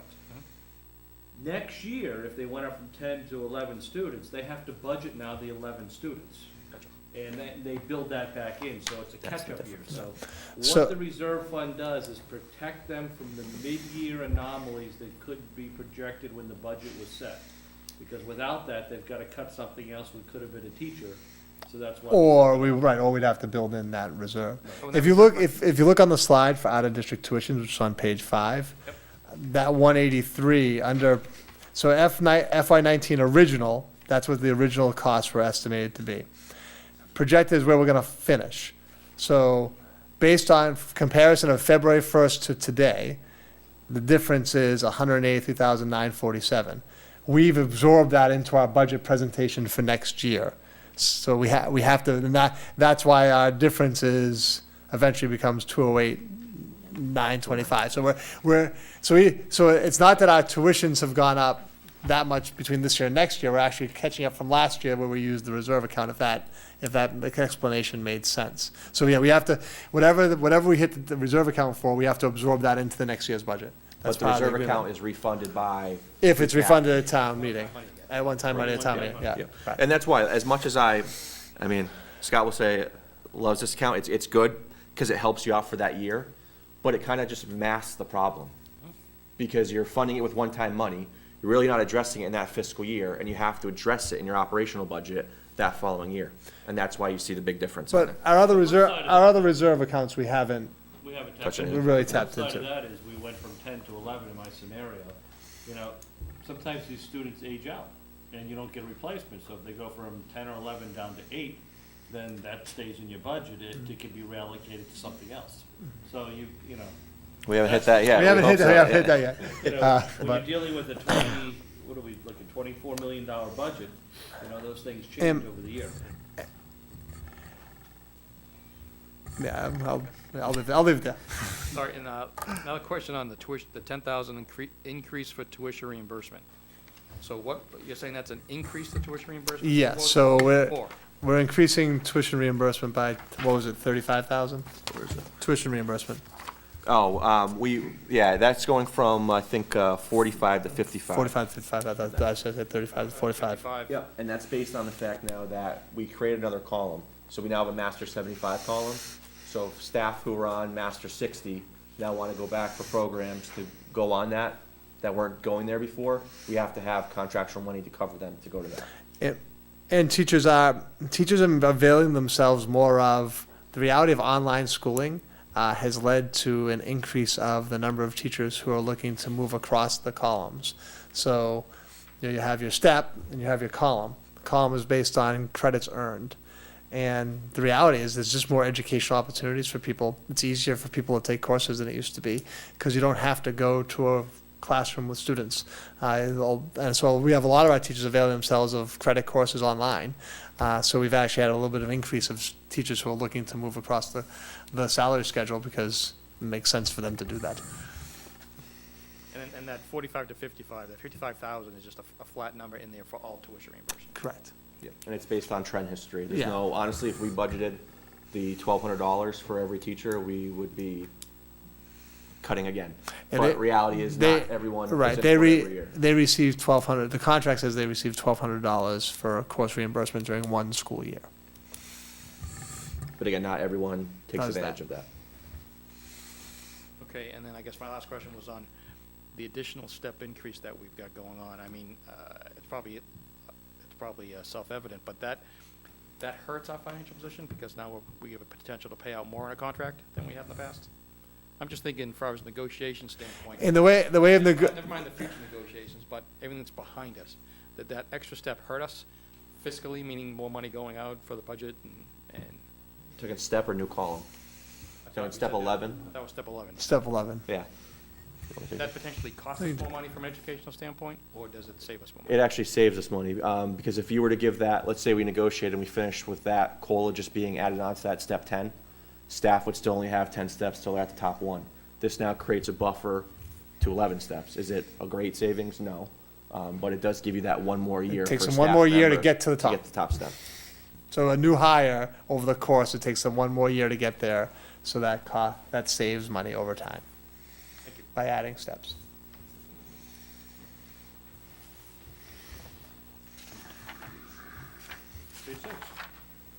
All right, we ready to transition? Sure. Sure, okay. So, currently, our level service shortfall, so bringing back all staff and programs as currently constituted, is $234,985. So we're still back on page 6 of the presentation. So that would have us have a budget of level service budget is $24,075,418, which is a 3.5% increase. We've already hit that number. The town's number for the school department is $580,665, a 2.5% increase. The difference being the $234,985. Now, we're also at the same time as a school district, we are looking at the services that we're offering. And at the middle high school specifically, we're actually in the process of developing a new vision for what we'd like the school to look like. That we've talked about this several times at school committee meetings. My intention here is not to give an hour presentation on the school district's vision for the middle high school, because we've covered that in public meetings. But there is a vision you're working on. Yeah, there is a vision. And I'm going to touch on it, but I'm not going to give the full presentation. And ultimately, what we want to shift to is what is called career pathways, where we're actually working towards providing students with hands-on, real-world activities and projects that point students in the direction of a specific career. Our goal is we want to have we want our students to leave both college and career ready. And we're investigating this in a couple different ways. First, we're working with a group called Project Lead the Way that has 3 pathways. One's a biomedical pathway, one's a computer science pathway, one's an engineering pathway. The biomedical pathway, in essence, the students would leave ready for a career in health services. Depending on the nature of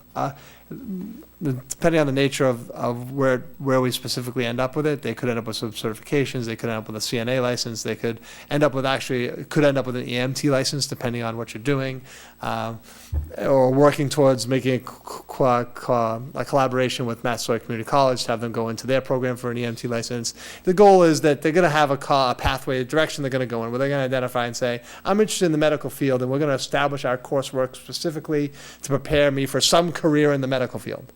Or some career in computer science, or some career in engineering.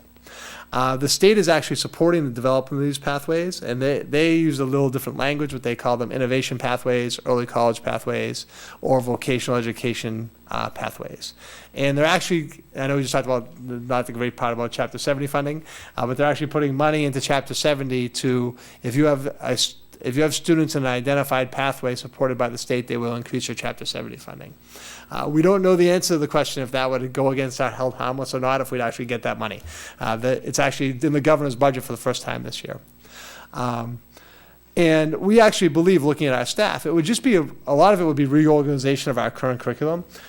We really have the science staff that's prepared to do some of the anatomy and physiology, some of the courses in the biomedical pathway, and we believe we could put students in that direction.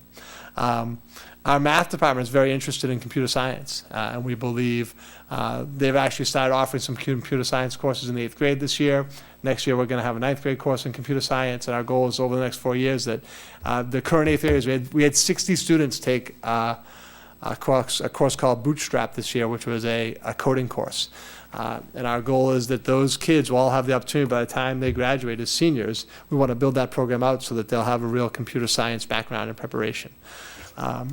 And we have an engineering pathway we want to pursue. The point being, we're looking to shift what we're doing at the middle high school. And some of that shift is going to cause some change in staff, but a lot of that we believe we can do with who we currently have in place. But the place where we feel like we're lacking in terms of the skill of our current teaching staff would be a technology engineering teacher. So we actually have a proposal in our current budget to add a position. Even though we have a shortfall, we have a proposal to add a computer technology engineering teacher who would bring on an engineering pathway, a technology engineering pathway at the middle high school, and work in building that.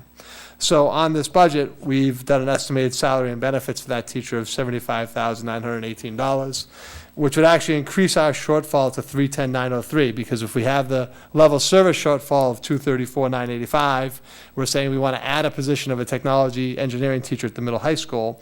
That would bring our shortfall, if that position was added, that would bring our difference between the current town number and our number to 310,903. So then the school committee got a listing of what positions would the district eliminate. Now, some of this actually, in some ways, is a restructuring because you're saying, we're going to add something, so to add something, something else may have to go to meet that system.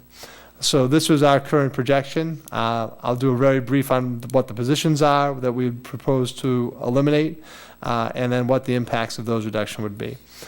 So to meet the 310,903 would be the Director of Literacy, which is a district-wide administrative position. I'll get into the details for each one below.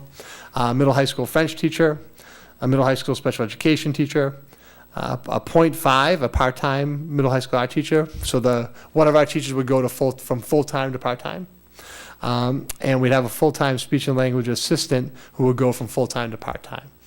And with those numbers, that gets us 36,000 short. So it'll still be 36,827 short, which we would have to address through increasing school choice revenues or increasing our school choice offset. But our proposal right now is we wouldn't go any additional positions. A quick overview of what the impacts of those would be. The impact of the Director of Literacy, which is a district-wide administrative position, would be a restructuring and reduction of reading services and curriculum oversight at the elementary school. We currently have 3 reading specialists who serve 160 students. Students are seen in small groups daily at the elementary school. What we would do is we would take those 3 current reading positions and have 2 of them stay as reading specialists. One of them would become a reading coach / reading specialist, because we still feel like there's a person who needs to have curriculum oversight. Ultimately, the Director of Literacy is overseeing the literacy curriculum at the elementary school. And from a school perspective, it makes sense for us, from the big picture, to have superintendent, Director of Literacy and Instruction, principals. At the middle high school level, there's a department head. There's someone who's in charge of each specific subject, English, math, science, content experts in each subject area. At the elementary school, we have a content expert in math and a content expert in literacy. Which makes sense. It's a very consistent structure of what schools have. In essence, the elimination of that Director of Literacy position takes away that content specialist in literacy. And our Director of Literacy is a master's in reading, master's in literacy, teaching literacy. And we want to shift some of that responsibility to one of the teachers. So one of the teachers on staff would become a / teacher and have curriculum oversight, which would have us have a little bit less intervention. Because right now we have 3 people doing intervention. Now we'd still have 3 people doing intervention, but one of them wouldn't be doing it full time. One of them would be doing some curriculum oversight. So that has a little bit of a reduction of service for students, who need reading assistance. And actually, moves us further away from the educational design of the building. The whole design of that building was based on small group settings, providing what's called RTI, response to intervention, identifying students with weaknesses and providing them with supports to improve their weaknesses. The Director of Literacy is also a district-wide administrative position. So what administrative responsibilities would they be giving up? They are the ELL director, so English language learners. Currently in the district, we have 24 students who are English language learners, which is a tremendous growth for us. 2 years ago, we had 2. Last year, we had 14. Currently, we have 24. And some of these 24 students, we've had 2 students from this year who came and spoke no English, who entered the district not speaking any English. So the ELL director is our literacy person, does that right now. So that role would have to shift to another administrator. The oversight of that program is pretty extensive. We have 2 ELL teachers, resources. We have to provide all our literature to their parents in their native language. We have to test those students, so they have to coordinate the testing of those students as they move towards English language proficiency. So all the administrative tasks of that position will go to a different district administrator, director of curriculum. That person oversees the Title I grant, which Brad talked about as an offset, so that will have to go to someone else as a responsibility. That person also is an administrator, so they observe and evaluate teachers. The teachers have a pretty intense observation and evaluation process, so that person's observation evaluation responsibilities will have to go to someone else. And then also that person works in terms of professional development for teachers in terms of improving those skills. So all of those administrative responsibilities will go to a different administrator within the district. French position. I guess I should have started this the same way I started at the school committee. I don't like any of these cuts. None of them are good. None of them are things that I would advocate and say, yes, we should do this. None of them I look at and say, yeah, that we have a little bit of fat there and we can trim that fat back. We can reduce that service a little bit. And we are getting a little bit into service delivery in terms of what we're going to be able to offer students. The elimination of the French position would long-term eliminate French as a language option at the middle high school. We would become a one-language school. We'd just offer students Spanish. I just summed what's in the slide. But in essence, that's a little problematic because it eliminates choice for students. Ultimately, we'd be able to meet the responsibility of 4-year colleges require 2 years of a foreign language and most recommend 3. Your competitive colleges are looking for 4+ years of a foreign language or an AP language. We will be able to offer that through Spanish. It's just eliminating the choice of it would be 1 language instead of 2. And it would have to be a 2-year plan to transition out of that French position. Special education teacher. Right now we have several programs, and this is a tough one because on Monday night I'm going to report to the school committee that last year at Carver Middle High School we had 1 dropout. We had 1 student who dropped out. So our dropout rate was 0.02%, which is outstanding. Part of the reason why we had 1 dropout, and obviously we didn't want to have 1 dropout, but that's the reality is only 1 student dropped out of the school last year. Part of that is because of these programs that we have in place to support students who might be struggling with social emotional issues. So we currently have 3 alternative programs, 6 through 12. The MAP, GAP, CAP, and TAP. CAP and TAP run together with the same staff. I won't go into the breakdown of what all those individual programs do. The MAP program's a middle school program. The GAP program's a high school program. The CAP-TAP is a new program that we just brought in 2 years ago. We actually brought some kids back from out-of-district placement and set up the program. I'll talk on that program a little bit because that's really an alternative program. CAP stands for Carver Alternative Program. Those kids receive their diploma by an alternative means. They might be taking a combination of online courses, internships. They have a reduced school day. They may possibly go out for 1 class here or there. They actually have a totally different educational experience, but there were kids who probably were considering, possibly dropping out of school. The other evening when we had our school committee presentation, we had 2 students who graduated from the program who came back to implore the school committee to not eliminate that position and say, if this program didn't exist, I would not have graduated. I would have dropped out. I would have left. And I graduated because of this program. That was the student's testimony. And the TAP part of that is something I think there's a lot of discussion about this in the community. That's the transition assistance program. We use the same staff to do these 2 programs. The reality is we have a number of students, a large number of students, it's been growing over the last 5 years, who are facing hospitalizations, who are out of school for some period of time because of a social emotional disability or anxiety or depression. And the transition assistance program, the goal is to bring them back into the school in a secluded setting for a small period of time, provide them tutoring, and transition them back into their regular day.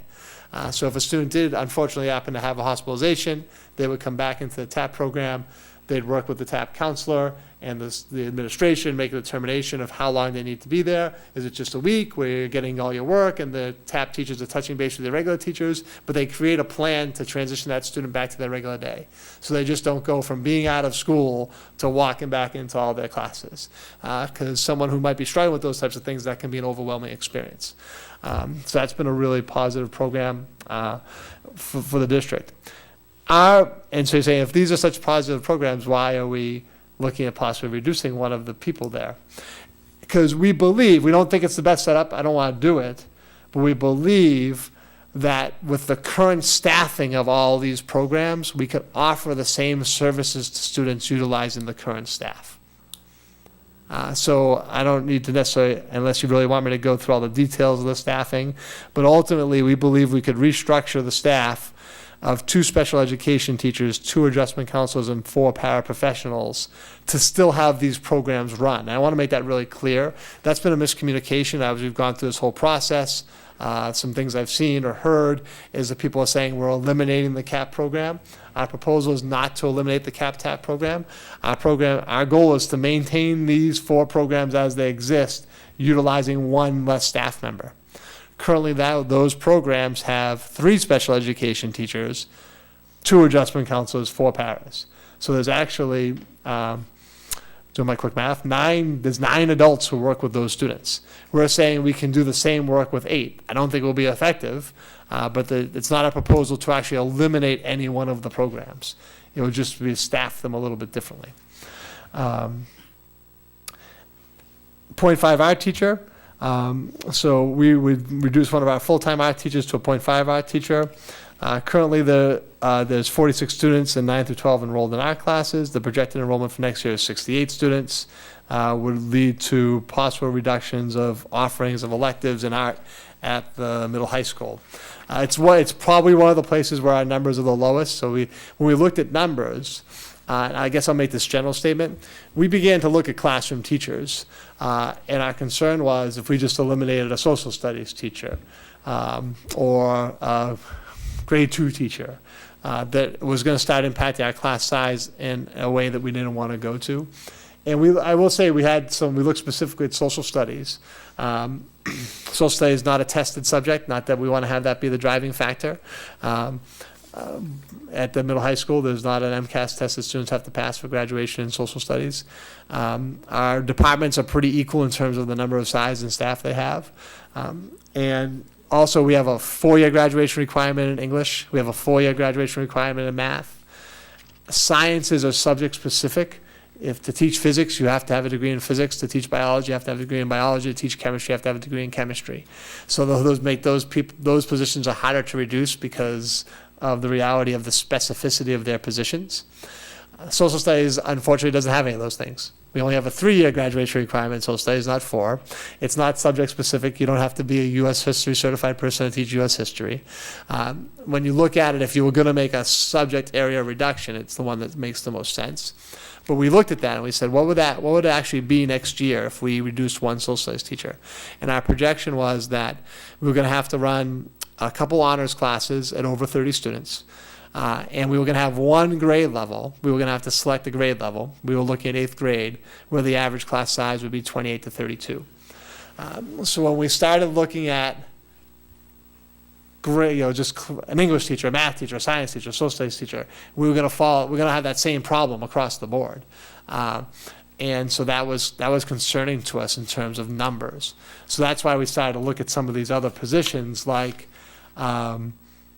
the special education teacher, and why we looked at art. Art is a program that had some of the lowest numbers in the school, and it makes sense. I know there's always that discussion of, and I'm always been an advocate of allied arts and a comprehensive education. It's not just about English, math, science, social studies. It's about being involved in the arts and music and sports and athletics. And the involved student's the more successful student. I'm a firm believer in that, and I want kids involved in as many opportunities as they can be in the school system.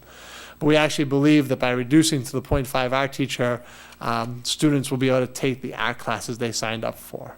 Long term. So it's a place where we could look at. And then the last one was a 0.5 speech and language assistant. Currently, we have 3 full-time speech and language pathologists who work with students at the elementary school with speech issues. We have some high school students who have speech issues who may be in specialized programs. Majority of that works at the elementary school, but it does happen at the middle high school as well. Those 3 speech and language pathologists each have a caseload of 55 to 70 students. So we have upwards of about 200 students in the district who require speech services. And the full-time assistant helps them, assist them in providing those services. So if we reduce this position to 0.5, we would have 3 speech and language pathologists with a 0.5 assistant. The assistant's work would go solely to the elementary school, really pre-K, K 1 and 2, and so our service delivery would change in terms of how we're supporting students. Again, none of these things are things that I think are beneficial or just naturally advocate. Now, there are still some things that could change. I mean, the reality is our budget always has fluctuations. And so what's proposed here, honestly, I think I can say this evening, is not going to be what's proposed Monday night when we come back to the school committee, because things always change. And so there'll be some of these positions may come off the list because there's items still in play. We still have health insurance, which we could realize a $30,000 savings. Vocational students whose students are at Bristol Aggie, Norfolk Aggie. The sad tough about that is those numbers aren't actually set usually until May 1st. So we're making a projection. We could look at those numbers. We are going to propose for the school committee to open up school choice to accept more students. If we accept more students to school choice, that will be a real number that we can take off our current projected shortfall. So the school committee is going to have that option on Monday evening. We could have additional staff movements or changes. We don't have a specific projected one right now, but sometimes retirement could have a savings of anywhere to $10,000 to $30,000. And then there's some other proposals out there, and we won't know the answer to this before town meeting, but I just wanted to put it out there. There are some other proposals. For example, the Mass Association of School Committees, their point of advocacy is that for next year, Chapter 70 for all districts be increased by $150 per student. That's a real number. If they increase Chapter 70 by $150 per student, that would bring in the district $237,000 in aid. And that would meet our $62,000 current project. Is it $65,000 current projected shortfall in net state aid? 63. So the 237 would cover some of that 63 and a little bit more. Now, I don't know if that's going to happen. That's just the point of advocacy for the Massachusetts Association of School Superintendents. That's what they're going to the legislature and saying. I believe something's going to happen at the state level. There's a lot of pressure at the state level for things to change. I don't know if it's going to be tremendous change this year, but I think it will over the next couple of years, and I think it may be something that will help us long term. It's on this list. I don't think it's something that's going to help us this year. I don't think it's going to make a difference for our FY20 budget, and I'm not trying to be unrealistic that it is. But I do think there is that pressure at the state level to see things change in the next 3 to 5 years that could possibly be advantageous or beneficial for the Carver Public Schools. So that's kind of where we are right now. Comment on the state thing, I would agree with Scott that the Senate President, Speaker of the House, and the Governor, they want to do something. And the issue is what's that going to be? Right. Because as you heard tonight, some things that they could do would have no impact on us at all, there would be no benefit, and others would. So, until we know what that's going to shake out to be, we really don't know. But something's going to happen, it's just whether or not it helps us or hurts us. Right. And I do think that number, I keep saying 150, but I think that's starting to resound with legislators, that they're struggling with the concept that what's being proposed right now, both even by the Promise Act and by the governor's budget, has 150 communities have no benefit.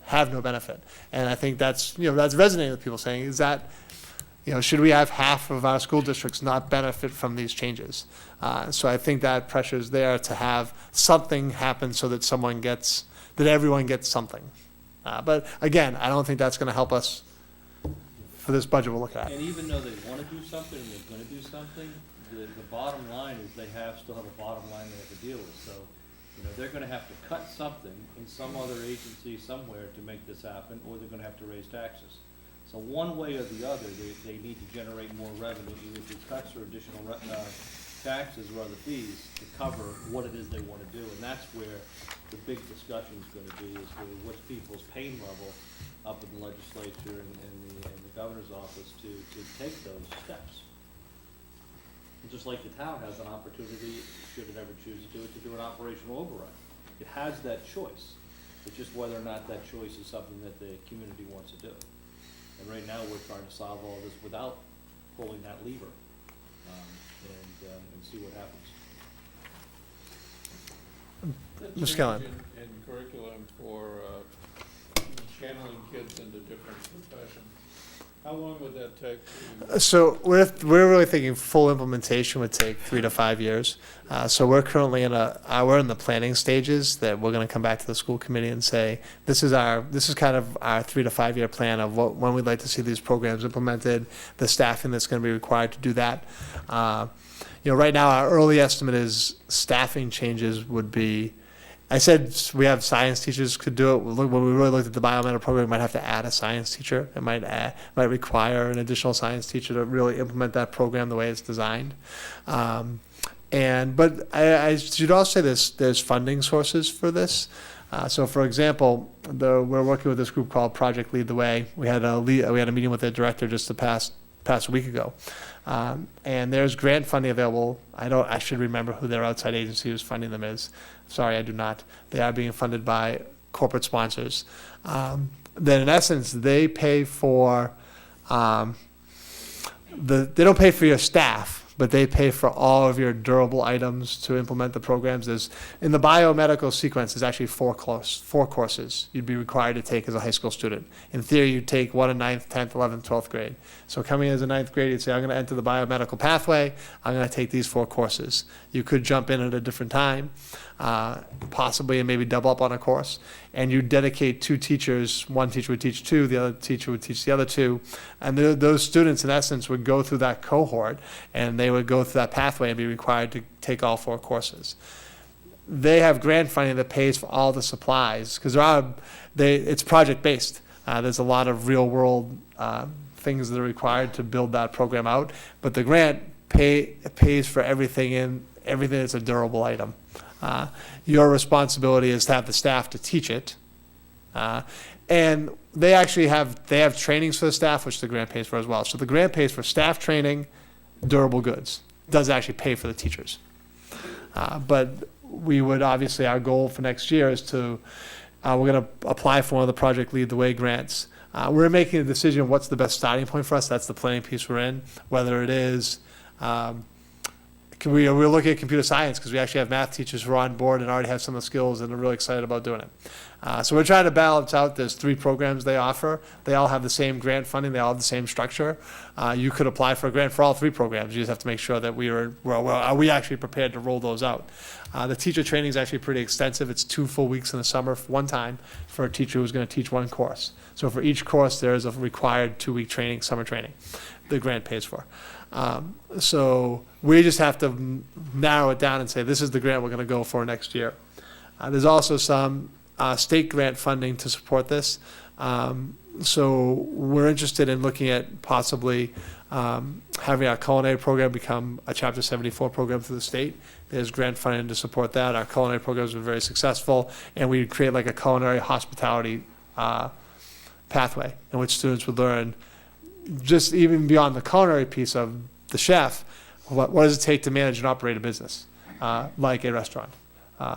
And that would be a pathway that students could choose and go through. But our thought process is it's going to take 3 to 5 years for this. And one of our goals before the end of this year is that by June, we'll make a presentation to the school committee of this is the plan of implementation of making this change of approach in terms of our vision of what we want to do at the middle high school. I have a question. That's Yeah. okay. How does this affect Old Colony? Because a lot of these programs you're talking about are already offered at Old Colony. So first of all, any Chapter 74, if you have a Chapter 74 culinary program, it would have to be, they have to look at your regional need. And for the state to approve it, they would have to say there's a regional need that both programs could survive, both at Old Colony and at Carver Middle High School. We've actually been in contact with the superintendent of Old Colony Regional and had some preliminary discussions about our thought process on this in terms of some of the things they're interested in. So obviously we'd have that discussion with them in terms of offering programs that were either complementary or programs they weren't interested in offering. We're looking at collaboration. Yeah, so we're looking to collaborate. We're looking to collaborate and work with them. Our goal here is retention. There would be. I don't want to mislead you that it's not retention. We want to retain students in the school district. That's a misstatement. Our goal is to provide our best education we can for our students, and we believe this is the way to do it. In doing that, we're going to retain more students. And our biggest piece of retention is charter schools. I'm not as concerned about Old Colony. Old Colony has specialized services we're never going to offer. We're not going to offer an electrician pathway. We're not going to offer a pathway in plumbing. That's not what we're talking about here. And obviously I know Old Colony has a wide breadth of programs. Our goal really for retention would be charter school And maybe we can find a pathway and a program that's gonna reduce our charter school number, which obviously helps us financially based on what we talked about today. I have a question, Sure. if you don't mind. So when I'm looking at the town's proposed budget, the FTE reductions, is there any fringe benefit that we'll see from this? Will this make the fringe costs go down, or is that already embedded? in- That's the cost embedded. It's in there? Yeah, All so, included, yep. yeah, so some teachers might have a health insurance plan or being reduced, some don't. So all, that number is all encompassing of the cost of the teacher. Okay, so like for the director of literacy says 85,000. Yeah. That is that person's salary plus the fringe benefits. Yep, that they may take. If they Yeah, take it. If they take it, they may not take it.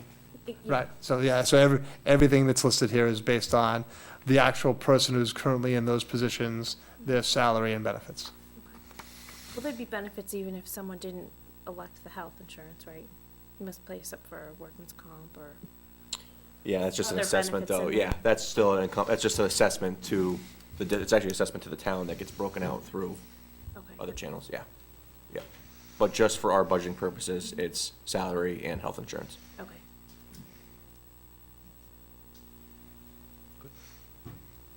Well, thank you very much for coming in tonight. I think it's important that we do this, and people are aware that while we're working together collaboratively, there's still, I think, a timeline where this is just not sustainable. And as we work together over this year and next year, there needs to be an end of the road where there's a solution to this.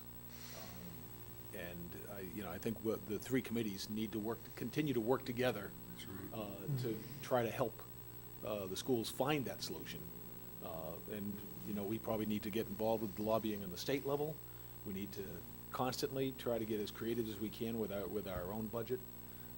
And then you obviously do what you need to do, in terms of reorganizing what's going on at the schools to try to make this work. But ultimately, all of us have an obligation to make sure that kids in Carver have access to a quality education at both at the elementary, middle, and high school levels. So let's continue to work together and try to find a solution that's going to be long-term and viable. Absolutely. Thank you very much. Thank you. Thank you. Thank you.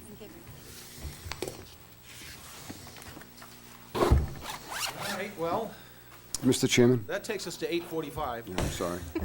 I'm remiss. I don't think a lot of people may know Beth Selger. Beth is new on our Finance Committee the last couple of months. I apologize for not introducing my committee when we joined. Beth is the Finance Director for South Shore Hospital. So, we have a very experienced, very qualified member of the finance team. We're very happy to have her.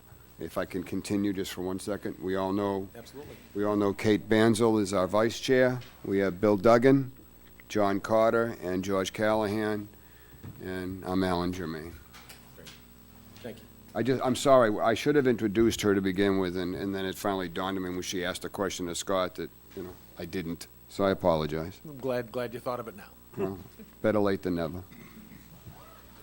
Okay, the next item on the agenda,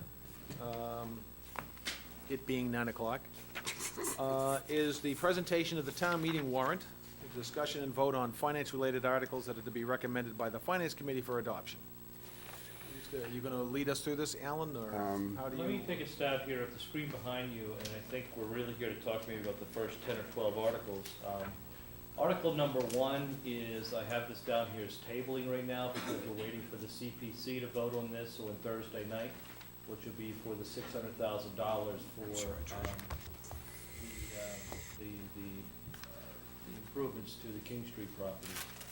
Article number 2 is the annual town meeting report. We can move that to a future meeting with just the Board of Selectmen. Article number 3 is supplemental appropriations. Right now, this is, in essence, Article number 3 is our special town meeting within our annual town meeting. And basically, it's an adjustment for any articles that may come on up here. It's an adjustment for any budgets that we're projecting to have a shortfall. And right now, the only budget right now that we're showing that we're projecting to have that is for one of our enterprise funds, the Cranberry Village Enterprise Fund. And this is proposing just to take $10,000 out of its retained earnings and then move that into its 2019 operational budget. So it's just moving money, in essence, out of their savings account into their budget due to some cost increases they had this year. I think it was also wall maintenance, right? That's right, Yeah. yeah, well maintenance, some additional well maintenance. So, this article right here, I think is one that can be voted on tonight. And again, that's all we have at this point. 4? This is article number 3. Article number 3, again, is to move $10,000 from their retained earnings into their operating budget. Can I ask what level of preparation FinCom has? Have you had a chance to run through all these and discuss them? We have run through the master budget, and we've got a couple of the additions here. Do you have any copies of this town warrant? I have this one here, but it's out of date. Just what I emailed you. No, that one's, what you have there is there. This is current? Yep, everything you have is Elaine, current. could I get some for the other members? I'm sorry. You know what, let's table this article, because it's not, we can do that in another meeting. Let's go to Article 4. Can I just ask one other question? This is something Sarah brought up. Traditionally, our language has said, or take any other action relative thereto. This language is saying any other action related thereto. Was there a reason for the change? Was it recommended by council? Is it just a Sure, typo? or- I haven't been able to verify that, what Ms. Human says. I mean. Well, went I back- can tell you for the years, it's always Well, been relative I'm thereto. just gonna tell you right here, I went back 5 years on our warrants. I went back to 2003, and it's all there. Oh, it says relative there, too. Okay, But so you're saying I'm for gonna the answer the question, if I could. I went back to the last 5 warrants, and it all says as written right here. That's what the articles say in all of these. I did ask town council that, and they said it's irrelevant. He said, because in essence, as long as whatever's advertised is in the scope is what's there. So for the last 100 articles that have been in the last 5 annual town meetings, it says what it says on this. That's right, it changed in 2014. So- All years prior to that, it said relative there, too. And I don't know if it makes a difference, the wording. I just think it would be nice to do it the way we always did it. But we have been doing that for the last 5 years. Just the last 5 years. Carver's been around a lot longer than that, though. Well, again, I don't want to get into semantics here. If town council can, There's no difference. well, can you get him to just sort of send us an opinion to that effect? That would be nice. You can do it if you want to pay for it, but he says there's no difference, and it's what we've been doing for the last 5 years. If you want to spend the money. we can do Either that. that or change everything to relative instead of related. Well, there's you no can take a vote and do that. That's what you guys can do. Yeah, I mean, I just assume, I'm pretty well assured there's probably no difference, but. You want to wait till next week and we can adjust that? Because anything you vote on tonight is still going to be subject to town council review, and you have a full board at the next meeting, and you can determine whether or not you want to continue the tradition in the last 5 years, or you want to do something different. You can make that decision. Last 100 or so years, we've been doing it differently. I think we're getting off of the point of what we're trying to do for town meeting when you have something that's semantics. I don't know that it's semantics, Mr. Chair. I think that that's the big issue, if there is a difference in meaning, because when we took it off some of the articles last year completely, Well, that would obviously change. that's what happened. People were upset that they couldn't make changes, and even minor changes. So I'd like to know, if it makes no difference, then fine, we can use the current wording, but And I'm telling you, when I talked to town council, that's what they said, so. And all we're saying is just have them write us something to that effect. Yeah, I'd like to know as well, so I think we should find out. Yep, we'll get that. All right. Article 4. Article 4 is the allocation of funds from free cash. This again is the surplus revenue. This follows our town meeting policies that these funds can only be used for one-time expenses. Just to go through these, this year we had $1.29 million in free cash. That was less than we've had in previous years, and it also fits into DOR's recommendation because it still comes in at 3% of our budget, which is the appropriate number that a community should have. So that number is not large by any stretch. What we have here, the first item is, you've heard tonight us talking about school education reserve. This is to add additional $125,000 into that fund to supplement that for And the that's school what we department. discussed with the schools tonight. That's correct. That is correct. That's the only anomaly fund, if you will, that we're looking to charge this year. The second item is townwide snow and ice. Every year, we do grow that snow and ice budget to try to catch up from where it was before. We're putting 10% of growth into that, but it's been vastly underfunded. It is the only budget we can underfund. And every year, we run significantly more than $150,000. We get dinged in the cherry sheet the following year, correct? Well, no, because our town meeting policies tell us to fund it. So we don't get dinged because we try to avoid getting I dinged. guess But what I you mean is could. we ultimately spend the actual amount. We also spend it. Yep. The next item is an $8,700 reimbursement to the redevelopment authority. This is actually for something about 2 years ago, 3 years ago, that the redevelopment authority actually paid for a portion of the master plan, where there were additional items that were added to the master plan that the planning department didn't have money to do. So the redevelopment authority funded the $8,700 with the intention of it getting reimbursed at some time. That's why that's in here.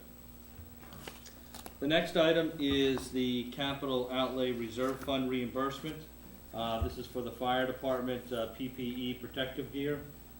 This was money that came out of the capital outlay committee reserve earlier this year to, again, get the PPE gear, which has come in, and as we all know, the firemen's gear was expired, and due to health and safety issues, this was a priority that was funded, and this reimburses the money back into it. They do have their gear on site, and they're gonna start distributing that momentarily. Next item is Recreation Committee startup support funding for programs and activities in FY20. We currently do not have the Recreation Committee built into our operating budget.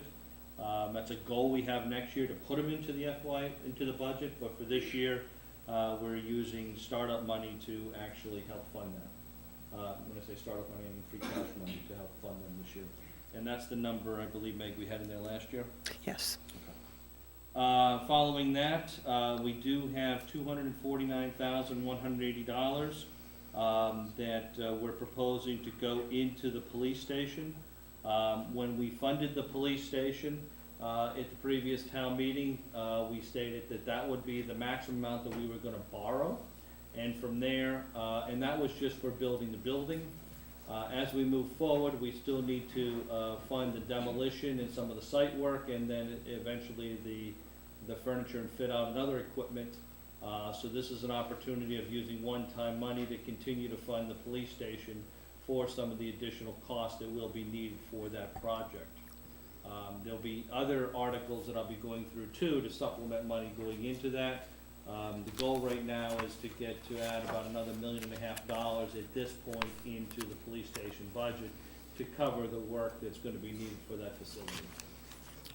Mr. Chair, could I interrupt for one sec? I just wanted to point out that it actually says Police Station Town Hall Complex, site improvements including parking and demo. So it's more than just the police station. I just wanted to, Site improvements so that. you didn't mention the Town Hall Complex. Moving on to, the next item is the Old Colony VOTEC additional assessment. And this is for this year's budget. This year, Meg, we had an additional student, I believe, that was done. Yeah, it was a student. As part of the numbers there. So this is again trying to solve that problem. We did properly fund it, and even when this was done, we properly funded based upon the number we had, but we didn't have like a reserve fund like we've set up for the school department for special ed and some of the other things. So in essence, our reserve is we come back and hopefully have free cash to solve the problem. But it has been adequately funded for the FY20 budget. But in FY19, there was something that happened after the budget was done that we weren't aware of, and this is to correct that. From there, we have $25,000 to go into our OPED fund, which we still have, again, the liability for the OPED fund is about $42 million. Right now, we have, over the last few years, saved about $1 million that we put into that. So we keep on taking little chunks at a time to try to add into that. And OPEB is other post-employment benefits. This is the liability that the town has once people retire to pay for their health care and other benefits after the fact. And then finally, our standard, unfortunately, $250,000 for the North Carver Water District. I know we've talked about this ad nauseum over the last couple of years. This is really to cover the debt service for that project due to all the issues we already know about. But you know, until we increase capacity down there and until we pay off some of the debt, there is going to have to be this annual subsidy from the town. And we historically put it into the free cash. It is built into our capital plan for what that is. So with that, those are the items that we have for the allocation of free cash, which is in Article 4 of $1.29 million.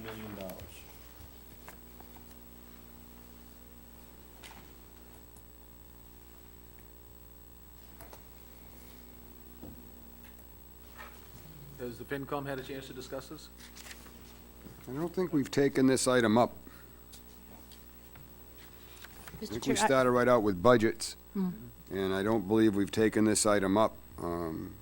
We can certainly run through it real quick now. I would suggest that, since a lot of us are just really getting into this in depth, that perhaps we run through these, and then at our next meetings, we can start taking action on them. Yeah, that would be, that would, That's a good idea. at least on this item, finance in agreement with that? Yeah. And Mr. Chair, I was wondering if we could vote them separately, each of the items. Vote them, well, When- when the time comes, I guess. Sorry? When the time comes, I Right, guess. yeah. Mhm. I'm sorry, through the chair, you're saying, and this is just my opinion, you want to take A, B, C, D, E and make them separate articles? No, just voting on them, on each one separately. Okay. Well, yeah, we can discuss that at the next meeting. All right, moving forward, Article 5, I know that everyone's been reviewing this one, particularly the Finance Committee, so I'm sure they have a lot to say on this. Article 5 has, we've separated some items that were in here before, particularly the revolving fund. That'll come back in Article 6. Article 5 is our townwide budget. With that, this is consistent with the town meeting financial policies. It's consistent with our 10-year finance plan.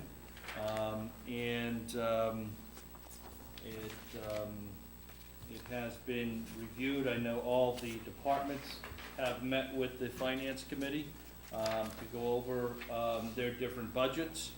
And basically, the sheet that you see, the big sheet that I passed out tonight, this will be what Appendix D is in the warrant. I think it's Appendix D. And all these numbers tie back into that, at least from a townwide operation standpoint, and/or tie into our 10-year financial forecast. So I don't know if the finance chair wants to comment on any of this. We did, we met with every single board. Everybody presented their budget. It was several meetings. This budget, as it stands right now, of $10,071,990 was unanimously approved by the Finance Committee to bring to the Selectmen for your consideration on putting this in the warrant. So we are in full agreement with the budget as it is presented. So you've already voted to recommend this? Yes. Okay. I think my only concern tonight is we're down 2 members. I would really almost like to have our full board here to vote on these individually, so that, however, this explanation obviously helps, and we can work with our missing members in between now and our next meeting to have them up to speed as best as possible. I will add this, Mr. Chairman, that in meeting with the various committees, one evening for 3.5 hours, Stephen Cole drew the short straw that night. He was the last member. He was not part of the 3.5 hours. The shortest one. He was ready to go get a pillow and take a nap in the corner. These these various boards, and I think everybody in town should know this too, and I've said this before, these various boards walk a tightrope. And really, they work between the fiscal responsibility of the department, I'll use Meg for an example, and the right thing to do. And the two don't always go hand in hand. So there's a balancing act. And sometimes it's like dancing on the head of a pin. And we made it a habit to ask every single committee or every single department that came before us, if money were no object, tell us your wish list. And we got everything from more personnel to new equipment to pay raises for my department, which was an astonishing request because there was nothing in it for the individual asking for it. So I understand you wanting a full board to vote on this, but it comes at our recommendation comes from spending the time with these department heads and knowing really the blood, sweat, and tears that went into a lot of the individual departments to make it work the way it worked. So hats off to the departments. They worked incredibly hard to make this come out the way it come out and make this work out the way it worked out. And I would also just like to commend the work that your committee has done. I only had the opportunity to attend one of the meetings, but you found a way to really, take a look at the department, question the department without grilling the department. I think it speaks well of the committee that you were able to come to an appreciation of what our department heads are doing. I think that as we hear from the auditor, the town is well-run fiscally, and the fact that that the employees do the level of job they do with some of the financial restrictions we place on them speaks well both of the employees as well. So, Mr. Chairman, particularly on this article, I think it's important to recognize that the Board of Selectmen approved back in the fall what our budget sequence was going to be and how that has to play out for the 4 different steps. Also keep in mind that in 2015, at the request of the Governance Committee and the Finance Committee, is that at least 30 days prior to the date of the annual town meeting, the Board of Selectmen and the Finance Committee shall vote on the budget recommendations. Said vote shall be final and shall not be subject to change except by vote of the annual town meeting. So by delaying the vote tonight and not actually, accepting the Finance Committee's recommendation for particularly this article, and this is the one that is specifically called for is the budget recommendations, is that you're going to be in a position that you have to reschedule town meeting again. Town meeting's on the 22nd of April. Right. Our next meeting's the 15th of March. That's not our next meeting. 19th of March. The 19th of March. It would be still within 30 days of, outside of 30 days. Okay. Right? Is 19th of March? Yeah, it It's is. 19th of March. Well, 5 and 14 is 19. No, it is the 19th, okay. Then I- we're the 22nd. Even I am capable of that level of math. You got it, you got time. You can squeak that one in. Yeah, and I really think it's important to have all the board members here if at all possible. But again, I would suggest to Dave and Alan that perhaps they take the opportunity to meet Absolutely. with either members of the FinCom or sit down with our staff and just walk through things so that when we get there, we're not going through this really in full for a second time. Do you want us back here for that meeting, or that's not necessary? I wouldn't mind it if you, I hate to burden We you love guys with coming having to here. come back. I know you like the TV time, but, no, but if you're willing to, I think having your input and take on some of these articles is important, so. And the only change in the printed copy that you have is highlighted up on the screen here. That was changed for the EMS department, that moved it by about $4,000. And those funds are made out of EMS, out of the ambulance fund. But other than that is, and the FinCom did make that adjustment as well. So that is the final budget for the budget article this year. Yeah, we voted on that tonight, by the way. Okay. At our meeting at 6. All right. Actually, if you could get to us a summary of your votes, you can get hold of them and get them to us. Yeah. It would be good to have in advance what you're recommending.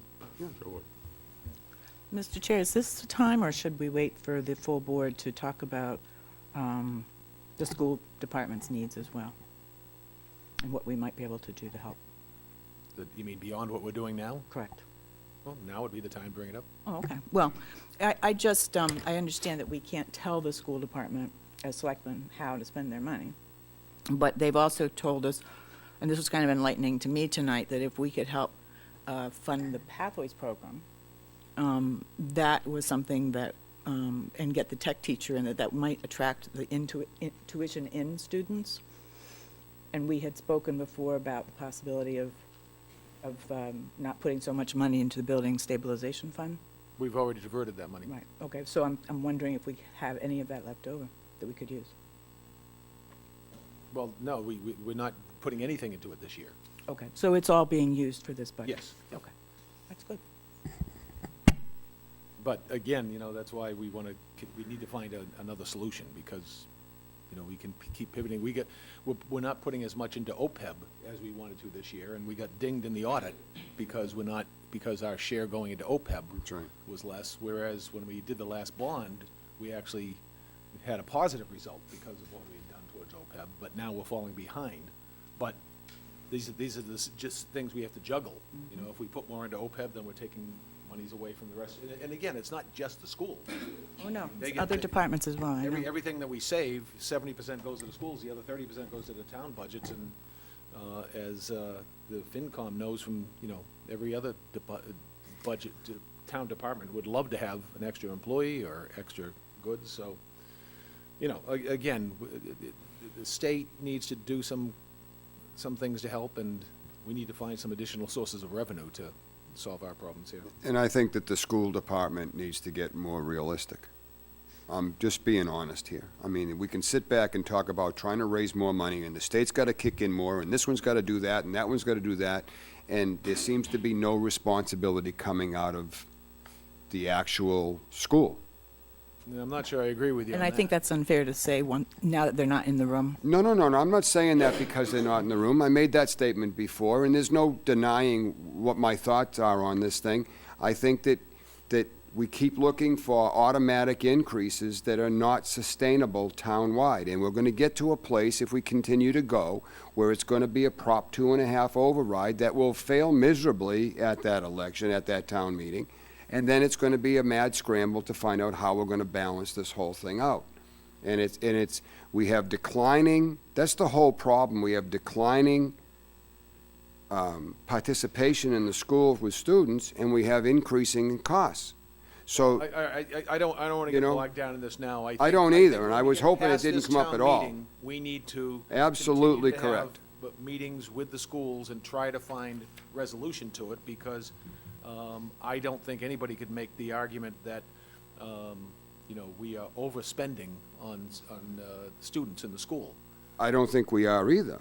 I think that we're not getting fully control of it, that's all. Well, And I just will add is that there's not one solution. It's going to take about 5 different items that are going to have to come together to help look for a long-term solution. That's right. Everyone's going to have to participate, the school, the union, the state, the town.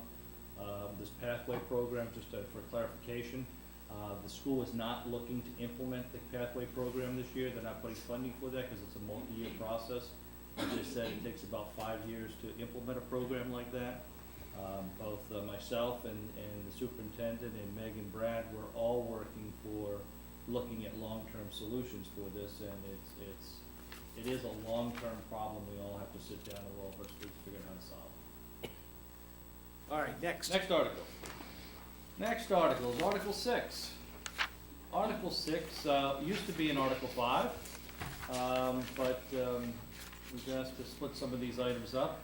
And this is for maintaining the revolving funds that we have. The only thing that you're going to see change from your document you have is that we've added in a clause in here is to also use some of the solar net metering credits to expand, to be expended on lighting upgrades, including converting to LED lights. We are looking at taking our streetlights, and Lane's been working on this and others, and converting those into LED. There's about a 7-year payback on that. So this would be looking at those, the solar net metering credits to help fund that conversion process. Can you explain solar net metering credits to me, please? No. Net metering credits. I'm saying that half jokingly because Meg's worried about it too. All right, Meg, can you explain solar no. net metering credits? It's about an hour discussion, and in that I short mean, story. it's the first time I'm encountering it. It's No, we something- do this every year, so basically. I don't think I've ever seen that in print like that. Yep, we have, I can show you, what we've Last done for year. the last few years in this. Last year. We I asked sell the some same solar question. credits off to, through a couple different projects we have. So we're actually benefiting, we're net metering credits, so we actually get paid from the state because we're actually paid from the utilities, so we actually make some money off of some of the utilities that we're doing. So we have this revolving fund, because we collect the money and then we have to pay it out to our partner in here, which is another long story. It's all legal, it's all been done, we do it for multiple years, but we generate some revenue out of this whole piece. And what we're saying here is let's take that solar revenue we're creating from that and pay for electrical upgrades to reduce our energy consumption down there, which then reduces our operating budget. That's the short story. Which then increases our credits. See, you have to figure it out. So, for instance, we'd be converting streetlights like some communities are doing to LEDs and whatnot, as you said? Yes. Okay. And also the solar projects we have. Okay. So, and anyway, that's the change. This is a recurring article every year. That's just the one change that we're looking to put in here, is to broaden the scope so we can use some of those credits to do energy improvements. That's the change. All right. Then we get into our capital improvements project.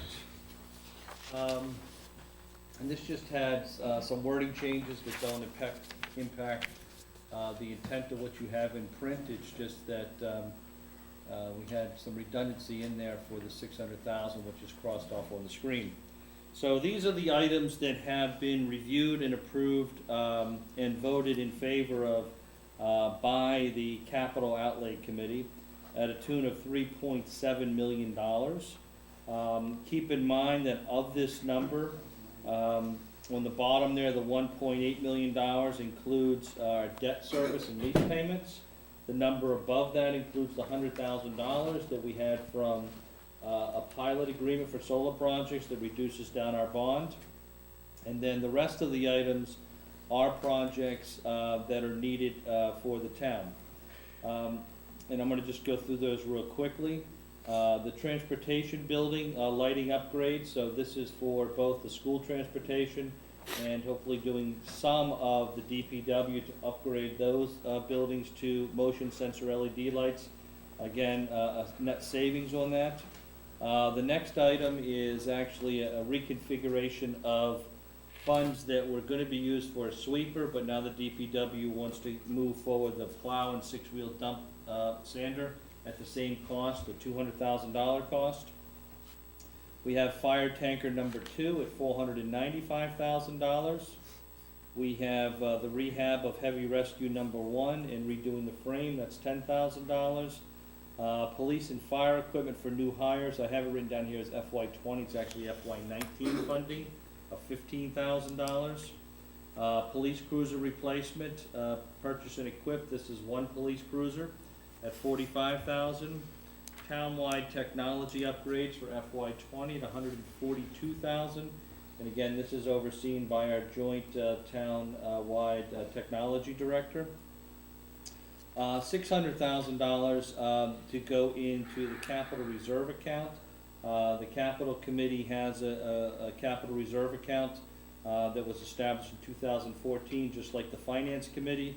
And with the capital outlay committee, when they approve a project, it is also reviewed by the finance committee as well. And this is out of savings they've had over the years.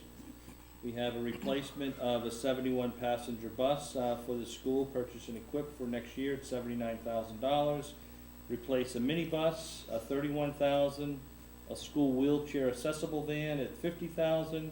Finally, we're gonna upgrade the high school gym baskets at $15,000.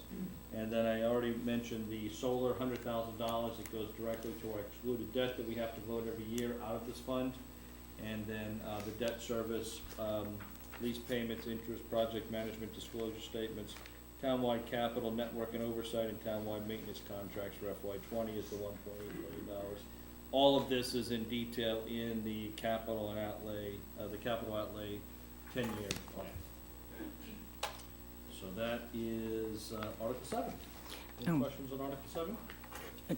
No, but Mr. Chair, if I could interrupt, I just noticed on Article 5, the phrase "or take any other action, either relative or related thereto" is missing. What Yeah. article? 5, the budget.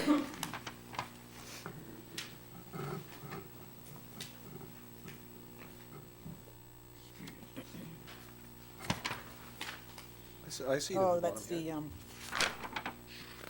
don't see it. See it? Okay, yep. Page that- 5, That right? was the proposed, There? no, that was the proposed motion. Yep, that's correct, you're right. That's right. It's in the article, not in the motion. Yep, that's what I just said. Okay, so is that all set? Yep. Okay. Any questions on Article 7? Moving forward, Article 8.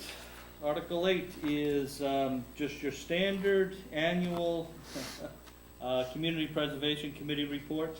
And it's for allocating the funds that come in every year. And the thing you'll notice there is $329,000 for the open space is for the debt service for the sports complex.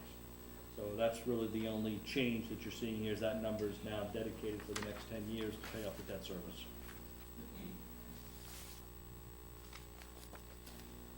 Questions on that?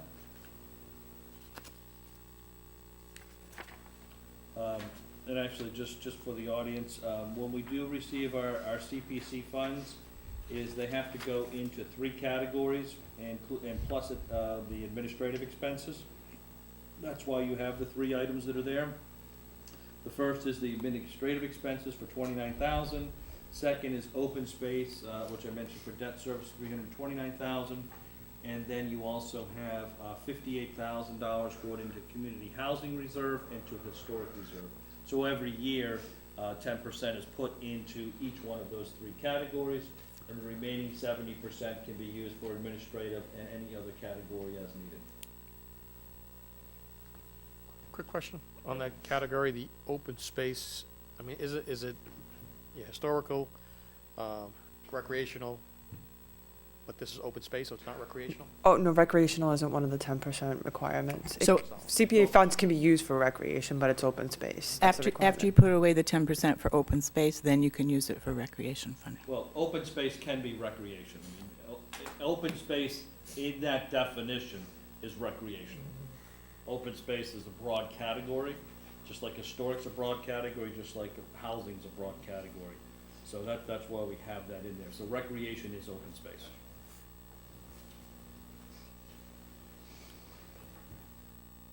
Okay, Article 9. Why is this thing missing? Oh, that's not good. Well, Article 9.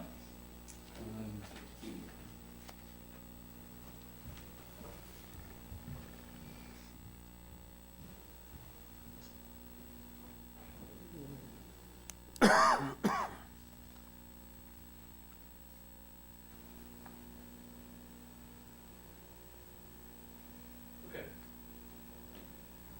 So, as I mentioned earlier with the police station, is when we voted last year at town meeting, we voted the bond to build the building.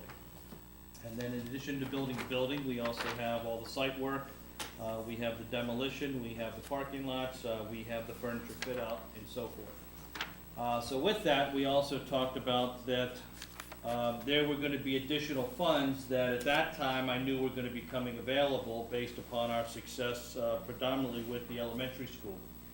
And I think it's important to point out again that the original project was gonna be a $67 million project for the ad rental project. With that, town meeting went forward and through a debt exclusion with almost 80% of the people, voted $52,000 to build the middle high school complex. 52 million. I'm sorry, 52 million. Isn't that the elementary school? For the elementary school. And with that, when we close out this project, we're anticipating to be below $48 million for the project. A significant and huge savings. Now with that, we have borrowed some of the money, not the full 52. And we did, prior to, and you know, part of our financial thing is try to use one-time money where we can to move projects along. We had the $45,000 of these articles that were done to put money into the school project from different town meetings in 2014 and 15, and in special town meetings that we did this. So this is to take those funds, and then since we're coming in under budget, and I anticipate there's going to be more than this that will come in under budget, but this is what we know for sure so far. And Meg and I and Brad, we've had some extensive meetings with our project managers, our OPMs, to go over all this. What's being proposed here is to reallocate $845,000 to the police station. In addition to that, there's another $300,000 from another town meeting article that is not anticipated to be spent, that we're looking to move that into the police station project as well. So that'll give us the $1.45 million. So that $1.45 million plus the $249 that I mentioned in the free cash article are the funds that we're looking to move into the police station this year. Again, these are all one-time funds. These are not reoccurring funds. This is the purpose of moving these monies around so that we can complete the police station project as it moves forward. Mr. Chair, in the future, I'd like to see what these articles were, what these funds were for. I mean, I just think it would be a good idea for the public to know. In other words, just state what Article Yeah, 17 was? Yeah. I mean, you know, was it from this part of the school project? I don't know what they were, so.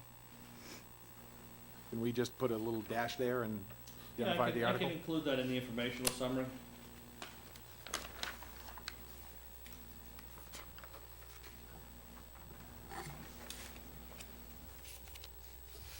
And again, they were all, the first 5 of them were all for elementary school work.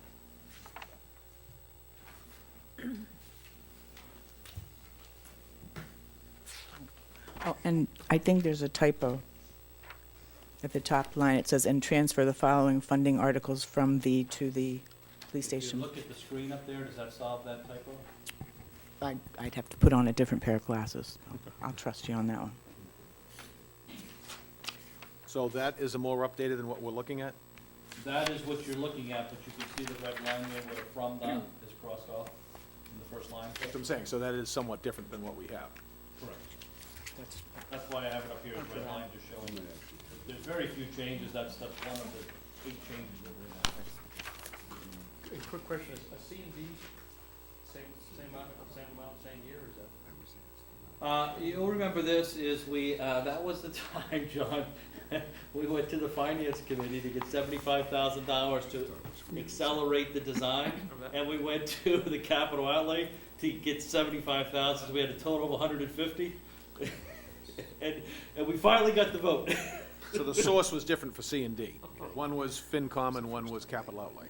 That's Well, correct, but then they were reimbursements back Yeah. to the program, so they were all. So the reimbursements were in the same article. Like if you were to go to that town meeting and look at it, this $275,000 were reimbursed in that same article. So it looks like they're the same thing, but they're not. So if we label one as reserve fund and one as capital outlay, that will probably help. I would probably detail that at some point. I think that's bound to come up at town meeting. Yep. Yeah, but they're both in that Article 4. And that was a free cash article, was Article 4 that funded it. Yep.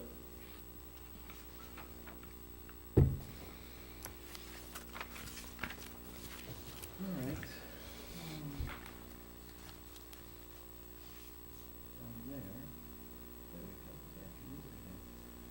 From there, we have Article 10.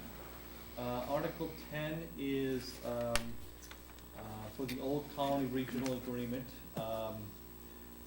And this is one of the few articles that's changed up there. This has same intent, just has different language that we received back from the school. Is that this new language was to upgrade the cooperative agreement between all the towns that had not been updated since education reform happened in 1993.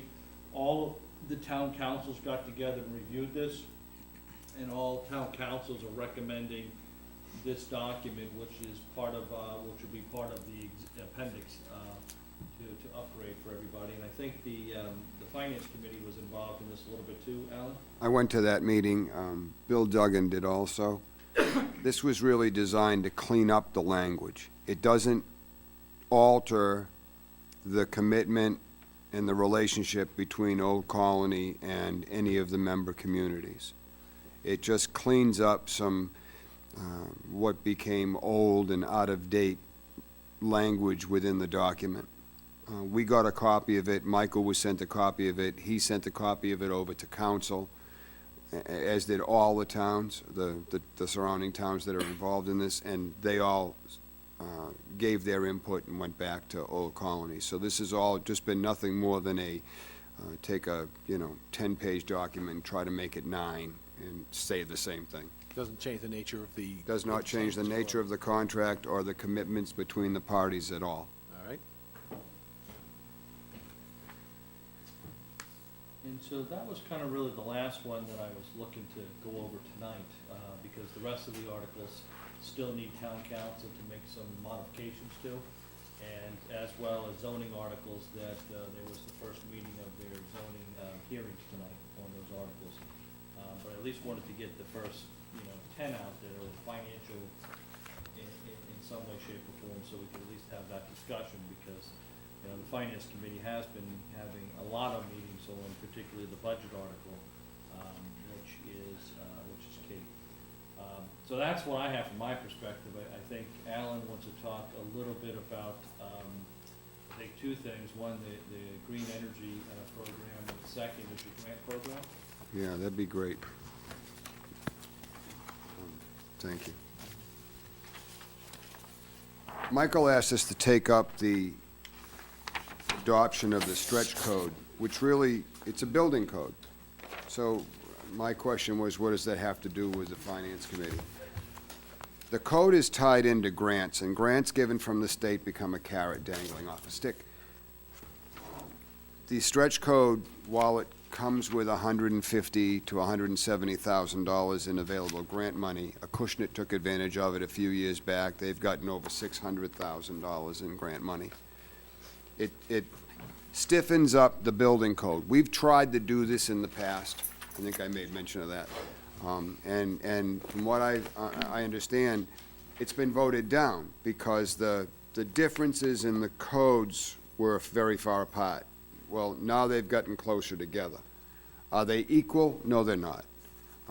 But the current energy code, not being a stretch community, has stiffened up over the last 3 years and gotten much more restrictive in the building requirements. You're talking at the state level? At the state level. That's just the general code. Now, you build a brand-new house, and I wasn't aware of this until I talked to Bob Francis recently. You build a brand-new house, and that house has to now be engineered for snow load. They tell you the type of shingles you need to use. This is the standard code. And it needs to be solar-ready, which means it needs to be engineered to take the weight of solar panels. Has nothing to do with the stretch code, that's the code. Sidewall insulation has now been beefed up, so you really, aside from using some extraordinarily high-tech insulation, you can't build with 2x4s anymore. You need 2x6s in the sidewalls to meet the... And then there are additional things that are within the code, should we adopt that make a lot of sense, energy savings-wise, and we looked at it from a group of, members that were not in favor of it at all, to members that were in favor of it, and then members that were on the fence over it. There was, we looked at it from a financial standpoint, which is the way we have to look at it with the Finance Committee. So what's good for the town? Well, grant money is good for the town. And the ramifications of that grant money are what? So we go back to this balancing act. We've financial responsibility or what's the right thing to do. Like anything the state does, I think that ultimately, once 60, 70, and there's about 60% of the communities now have taken advantage. Middleborough joined last year, Rochester's in it, Acushnet is in it, Plymouth is not, but they're probably coming on board. I don't know that for a fact. The reason I'm saying probably is because they're all looking for money wherever they can get it.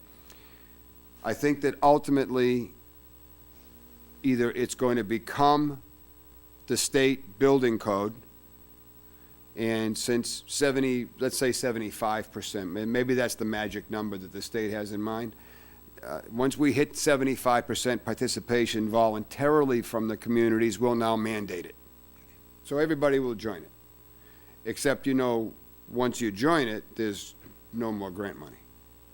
So we tried to look at it from a whole bunch of different angles of, if we don't join it and it gets forced down our throat 2, 3, 4 years from now, if we do join it, take advantage of the grant money, supposedly you can use a town meeting to get back out of it, but I don't know that that would do you any good.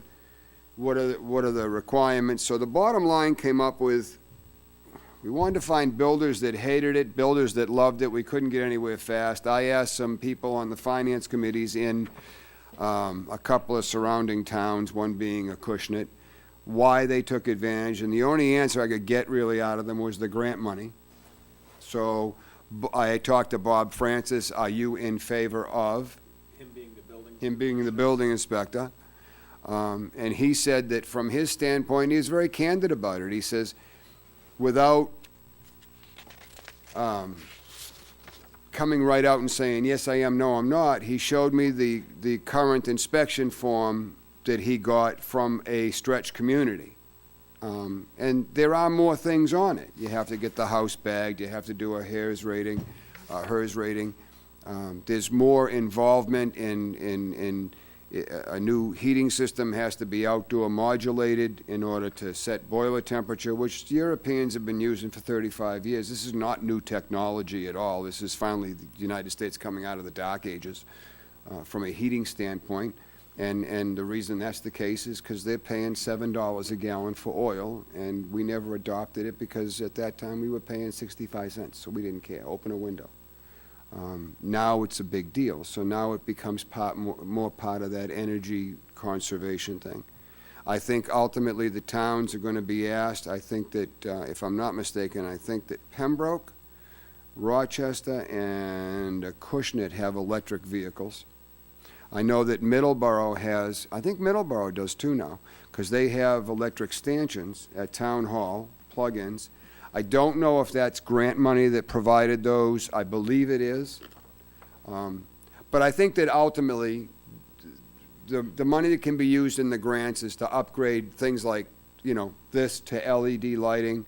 What obviously comes to mind quickly, and I've stated this before, is the DPW, the Board of Health's pickup truck. Perfect candidate to be electric.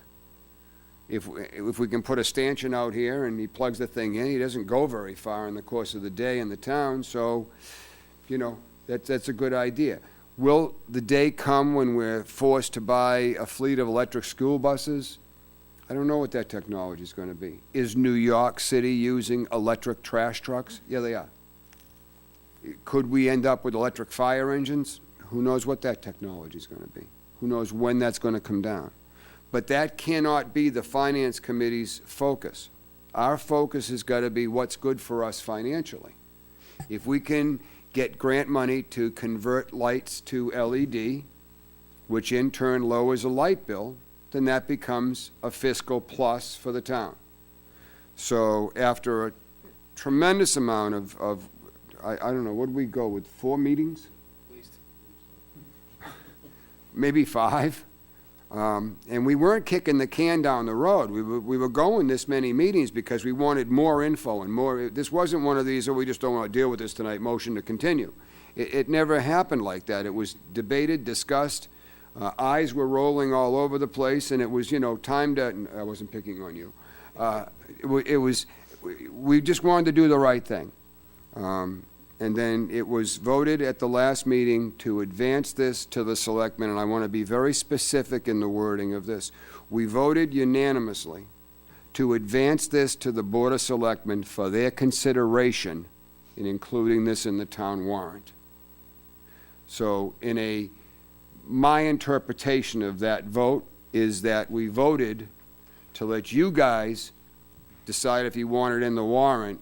We voted it based on the merits of the available grants. But With- you're not passing a recommendation on to us. We are voting, we move this to you to include it in the warrant per your decision. This is up to you guys, because we don't feel qualified to sit back and say the stretch energy code is a building code, it's an energy code. It's restrictive, because it's going to be more restrictive than the green code, the current code that we have now. And from a finance committee standpoint, we're not the planning board. We looked at it from a fiscal advantage. The fiscal advantage is about $160,000 in grant money. That's a good thing. The other good thing is that we believe somewhere along the line, this is going to become the building code with no grant money. So we can do nothing. And a couple of years from now, maybe 2, maybe 3, maybe 4, this is forced on us. Or we can be proactive, do what the other cities and towns have done. They haven't gone out of business. Take advantage of the grant money, become a stretch community. And frankly, if it solely comes down to, and correct me if I'm wrong, John, if it solely comes down to the cost of building a house, it seemed to be around $1,500, $2,000 for a standard 3,000 square foot brand new construction house. Of additional cost to Of meet the additional cost. So that number's around 400,000 in this town to build it. We didn't feel that, $2,000 is not gonna stop you. You're still gonna want the efficiency of the property. And you do get reimbursements from Mass Save and so on. Yes, you do. So we thought that in the overall big picture of Big Brother having more control over us, which Bill didn't like, and that's okay, and I understand where he's coming from, and I don't blame him. I don't really want more regulation telling me how I can and cannot build my house. I'm still gonna build it efficiently. I'm not gonna build it with, a tin roof and no insulation and then complain that my heating bill is through the roof. That doesn't make any sense to me. So you're gonna build a house as tight and as efficient as you can. We didn't think that would be restrictive, so we figured it was just a good idea. Let's pass this on to the Board of, not kick the can to you guys. We are in support of the stretch code, but our recommendation comes from the angle of the financial advantages to joining the stretch code. And Alan, that doesn't apply to additions. That's correct. Doesn't Or apply to remodels, that, or that's right. remodels. It's for new construction. See what I mean?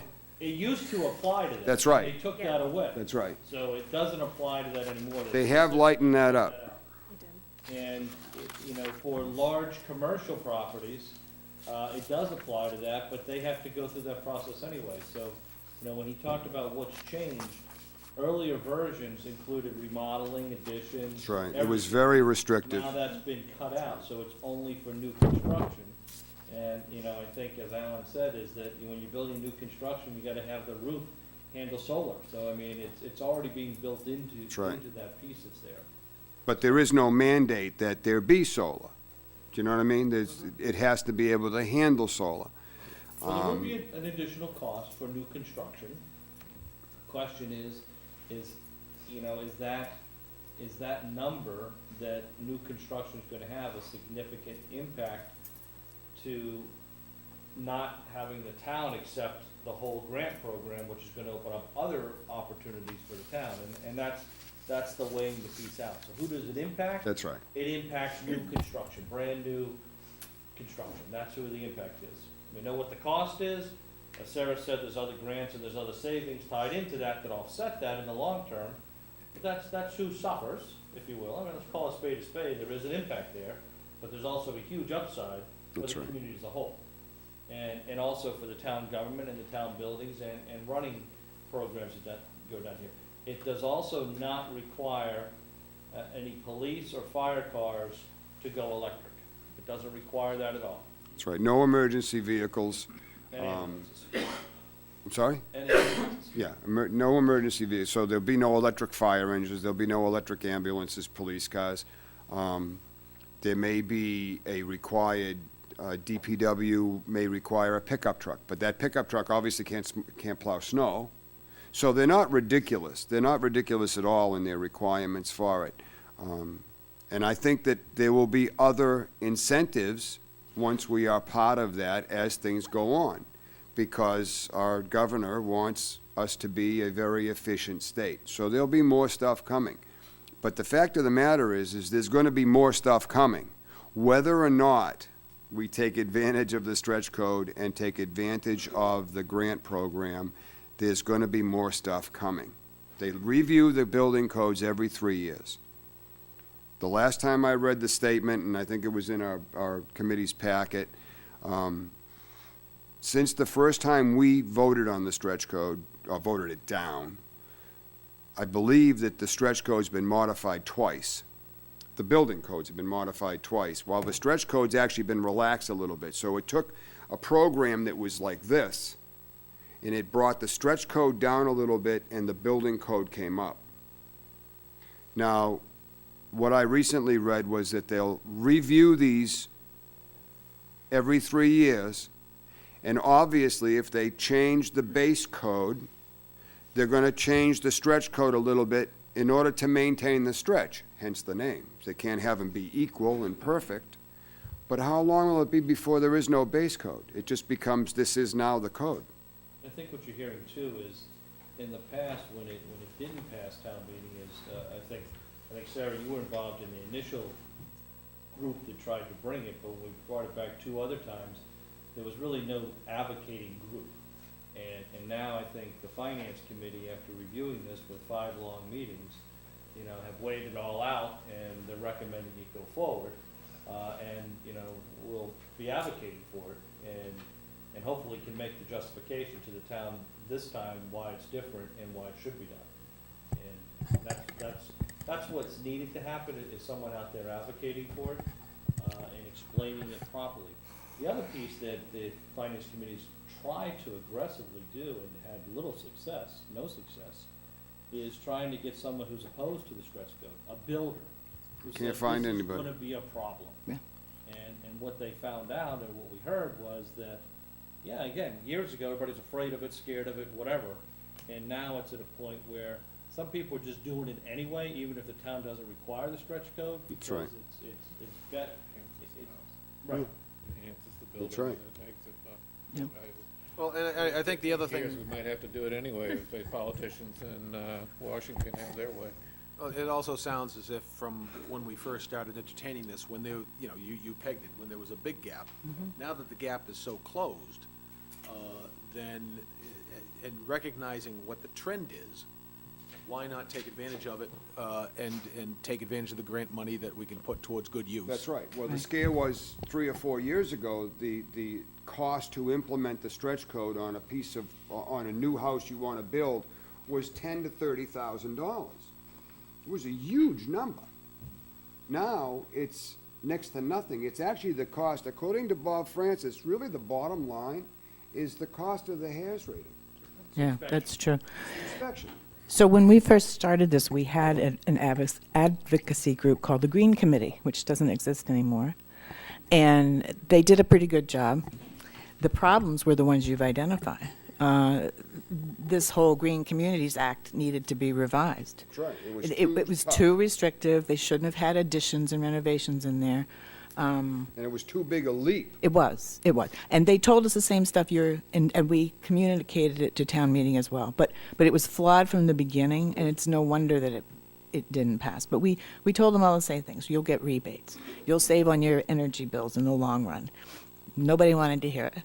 course not, Because it of, was because of the huge. gap, exactly. And we also told them that eventually, this will become the building code, and we need to get on this now for grants. So, yeah, I think it's time. This might be We don't look to, I don't know, this is just a dumb truck driver, so, but if we don't look to tomorrow, the next year, it's exactly what I asked Scott. We need to be 3, 4, 5 years out because of just the time frame in getting the people all together to make the changes, to take it to town meeting, to get that plan implemented. We're now talking, really, this town meeting, we're talking about what's gonna happen a year from now.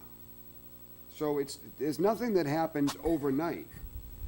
So if we're gonna wind up with this anyway, I mean, apparently Acushnet liked the idea because they jumped on this a long time ago to the tune of close to $700,000. But they, I'm sorry? Kingston for $1 million. Yeah, the Hingham is very high too. So, The top user. but these were incredibly restrictive building codes when they chose to take them up. Carver is, and I like the fact that Carver is much more independent. I really, truly do. And Bill Duggan and I have gone around and around and around.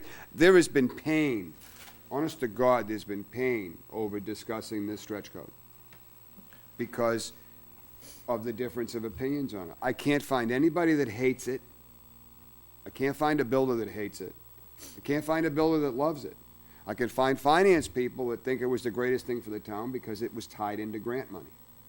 My son, who's very active in Middleborough, can't tell me why Middleborough adopted it, aside from the fact that they got grant money. So we really try to find the way to because we're not builders, we tried to find a way to bring this to the Board of Selectmen, and it is with our recommendation, because the bottom line is, I think we're gonna wind up with it anyway. So it sounds like you've looked into the differences between the stretch code and the conventional building code. So can you or Michael, can one of you before the next meeting get us the synopsis of what the difference is between the two codes? I think you have that, Alan. So Yeah. can you get that to us? You're looking for, just the bullet points? Yeah, I'm looking for a synopsis of what the difference is between the Carver building codes are in code. books that are this thick, so and it's the- kinda hard to. Well, you must have had some type of presentation if you're stating that the difference is very small. Yes. So that's what I'm looking for. I'm looking for the difference. I'm sorry? Building inspector should have it. Well, he can, the building inspector, and we got the thing from Seth that discussed the closeness So of the that's what I'm codes looking and- for, Sure. whatever you have. And just not to be anti, but I will just make a couple of points. Grants are never guaranteed. The more towns that join, the less those grants Lower are the gonna grant, be. That's right. And I do worry about people that do additions. I know at one time, additions were part of the stretch code. It's They're out now now, exempt. but there's nothing to stop them No, from you're putting it right. back in. And there's nothing to And, stop the standard building code from forcing that type of regulation upon a revision without it being called the stretch code. I always worry about adopting more restrictive things on our residents in exchange for a little bit of grant money. I couldn't agree with you And we more. certainly need the money, but it's always a balance. And that was the biggest reason there was pain on this entire board. There wasn't a single solitary one of us that had the exact same opinion about the stretch code. Am I wrong? Let me just talk about the grants, because I believe what you guys learned through the process is that there's two funding sources. The second is a competitive grant. The first, and this is really where Alan was talking, is that by being part of the stretch code, there's set aside money from the state that they put into this that the town will get annually every year. That's not a grant, that's just an allocation for this, just like Chapter 90 for a road program. This year, we're getting $415,000. Excuse me, can I interrupt? I don't recall that from Seth Pickering's presentation. It was one-time fund, And then going forward, it was competitive grants. And to do that, you had to use that money from the previous year. You had to Yes. use all money. And then you could then apply for a new grant. It wasn't every year getting funding. No, it wasn't automatic. No, it but wasn't an was automatic. available. The 155 wasn't automatic? No, it's not an automatic. so. Just the It was first just a year. one-time. That was what we would get our That was first the year. carrot. After that, we have to apply for a competitive grant, not guaranteed. And then you have to use all that money to be able to apply for the next year. But there is money set aside into the program to fund the grants from an annual allocation that's there. And then, okay, so you do have to apply for the grant there, but there is money available that you just have to have a good project to do. And I guess I'd ask if, with the other communities that adopted it earlier, they have had success getting renewed grants The each best year? I've gotten is some responses from a couple of the finance committee people within the town that have said this is the reason they did it. Perhaps you, as the selectman, I mean, you must know everybody from here to Maine, because you've been a selectman for 150 years. It'd be great if you Thank could you. contact some of you're younger than I am. If you could contact some of your constituents and see how they like it. That would be a great help to us, the three of you. Well, again, I think what I'm would hearing help is yourselves that the also. gap has closed so much It has, that according to. it would almost be, it wouldn't make sense, since we're there, to not take advantage of the carrot, so to speak. But that's why I think we need to be able to see what the difference is. Right, You know, well, I mean, if indeed it's what Alan stated it was, and the difference is about $2,000 in a home, of which you're allowed to get tax credits because you did all of that, so you probably end up in the positive by the time you get done with it. That's what, we need to know. So That's right, so that's what I'm looking for. I'm looking for something that tells us what the difference is. The article that was written in 2011 versus the article that was recently written in 2017, the differences in the two articles was night and day. It was like it wasn't even the same article. So and this thing started in 2011. It's come a tremendous, long way, but they've modified the state building code 3 times now, since the original 2011 And came out. again, we were advised, I think, every time we took it up, that that the gap was gonna continue to Yes. close. And we knew we were gonna reach a point where, and it was discussed at the time, that if we don't do something, we may Yep. just have the code and have missed out on any opportunity for any funding. So, anyway, so yeah, if you wouldn't mind I working will. with to get I'll some have bullet that for points, you we'd next, appreciate that. for the next meeting. Mr. Duggins? It's probably a list of how much insulation you put in the wall, stretch code, and then the base building code. And That's what it how is. thick the walls It are, is. and that type of thing, so. And then those again, are- if you can put a numerical must be able value be- to it, that, I- So it I talks know. about our values and so forth and so on. And So- does that come with a dollar value as well? No, the problem with that is everything was based on a 3,000 square foot home. So the So when they dollar come out value with the you had, bottom where did that line number- dollar value come from? The dollar value came from the cost of building non-stretch code compliant and stretch code compliant. And when they broke that down with the current building code stretch and the current building code period, they said that the real big difference was about $2,000 for the HERS I guess that's rating. what we're just looking Yeah, to but see. who gave you that dollar value? I Got guess that number from Mass DOE. I mean, is it padded? I don't know. Can the state ever tell a fib? I don't know. Can they? That last meeting we had. Here it comes. Two of us weren't there when we took the vote, right? I mean, I think, I was just looking at it, it was 3, 4, 1 against, just wasn't unanimous. It wasn't, One person was absent, you were opposed to it, and Kate 4 weren't of there. us were. Right, George and I were not there. Oh, I'm sorry. And you were opposed, we know. Hmm? You were opposed. Oh, yeah. I mean, it wasn't unanimous, it was 3-1. That's right. It was unanimous to forward it to us. It was Not to one recommend it. opposed to forward it to you, Oh, but okay. we had a majority. And did Right, you have, but I mean, it's, as far as, it wasn't a unanimous. Okay. The only way you're gonna get a Vote solid, unanimous right vote there. out of this committee is if he's absent. And I say that with all due respect, because I think the world of Bill, but he's just opposed to it, but he has a valid reason for it. I can't fault any of the reason he gives for it. But I felt we had to look at it from a different angle. We had to look at it from a financial angle and as to what benefits the town. not from an angle of, Paranoid. thank you. Did you say you had a second item that you wanted to discuss with us? The one that's a little bit more fun than this one is the Town of Carver grant program. This year, before on the money articles. You're talking about the contributions to charitable organizations? The money article petition, we have worked very hard, this committee's worked very hard in putting together an annual grant program that would, I'll just give you the bullet points.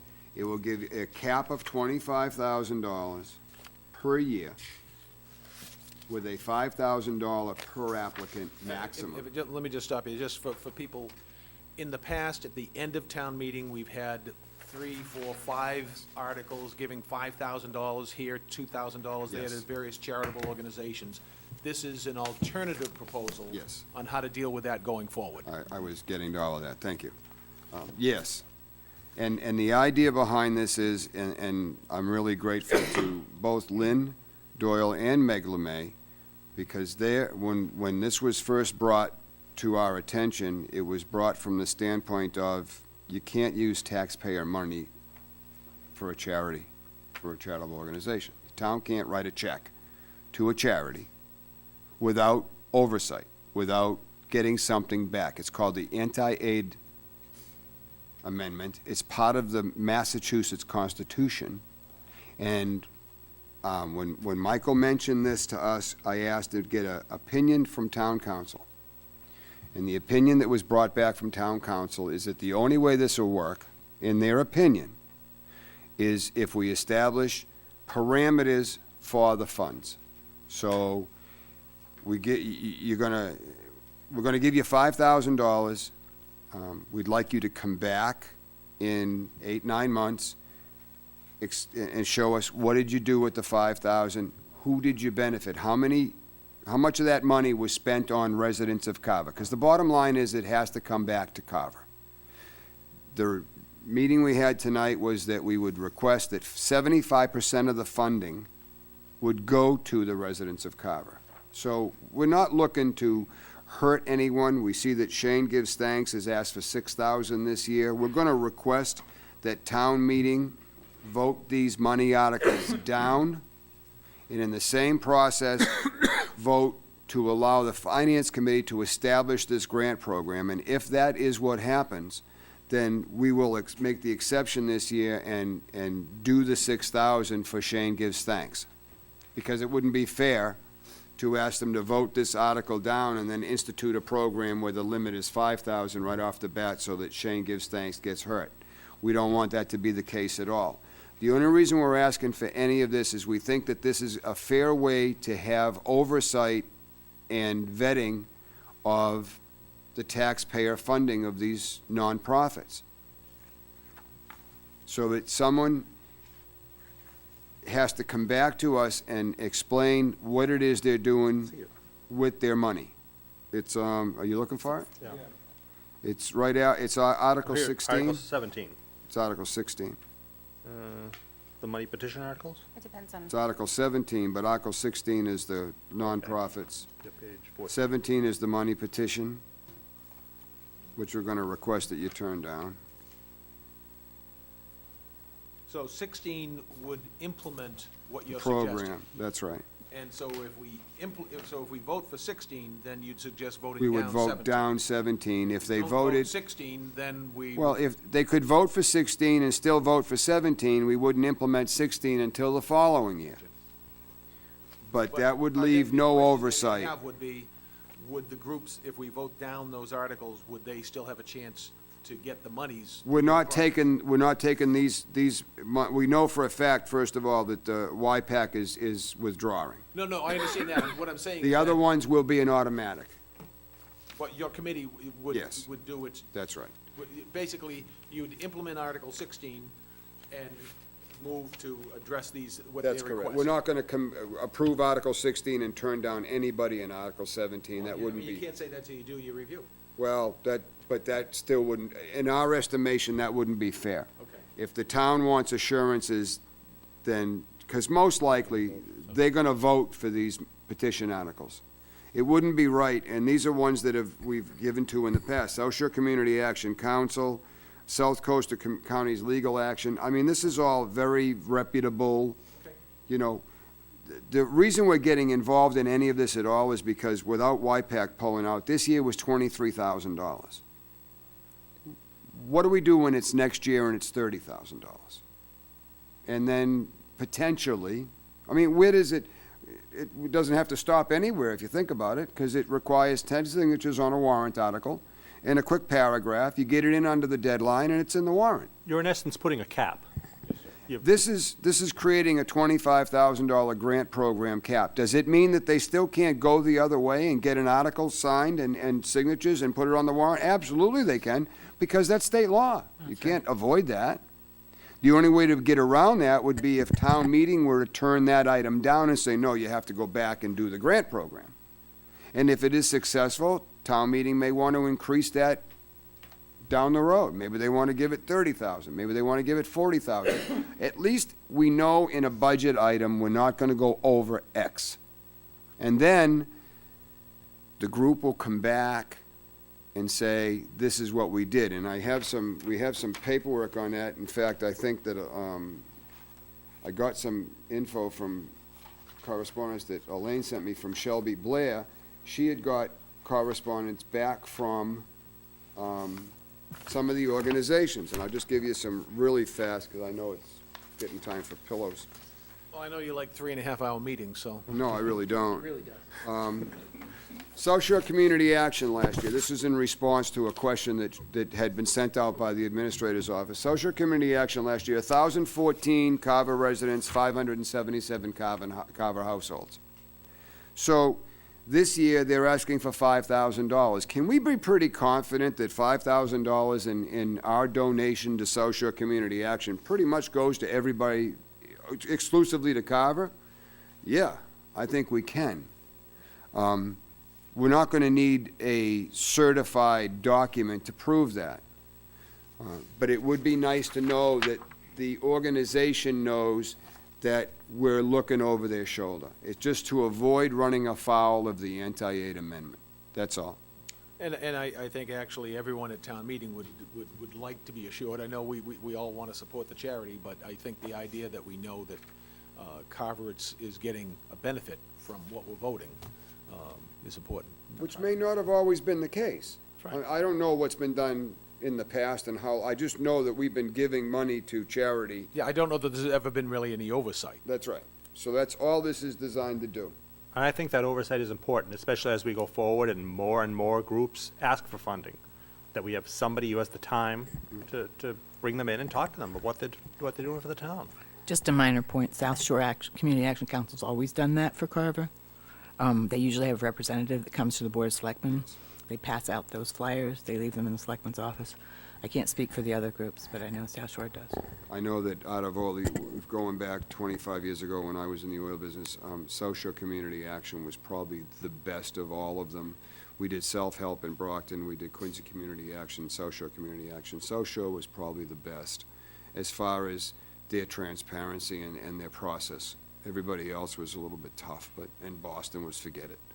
Bill, did you want to say something? I was just wondering, we talked about it this evening, but do these groups go to other towns and get money from Plymouth and Sarah? I don't know whether you. They can.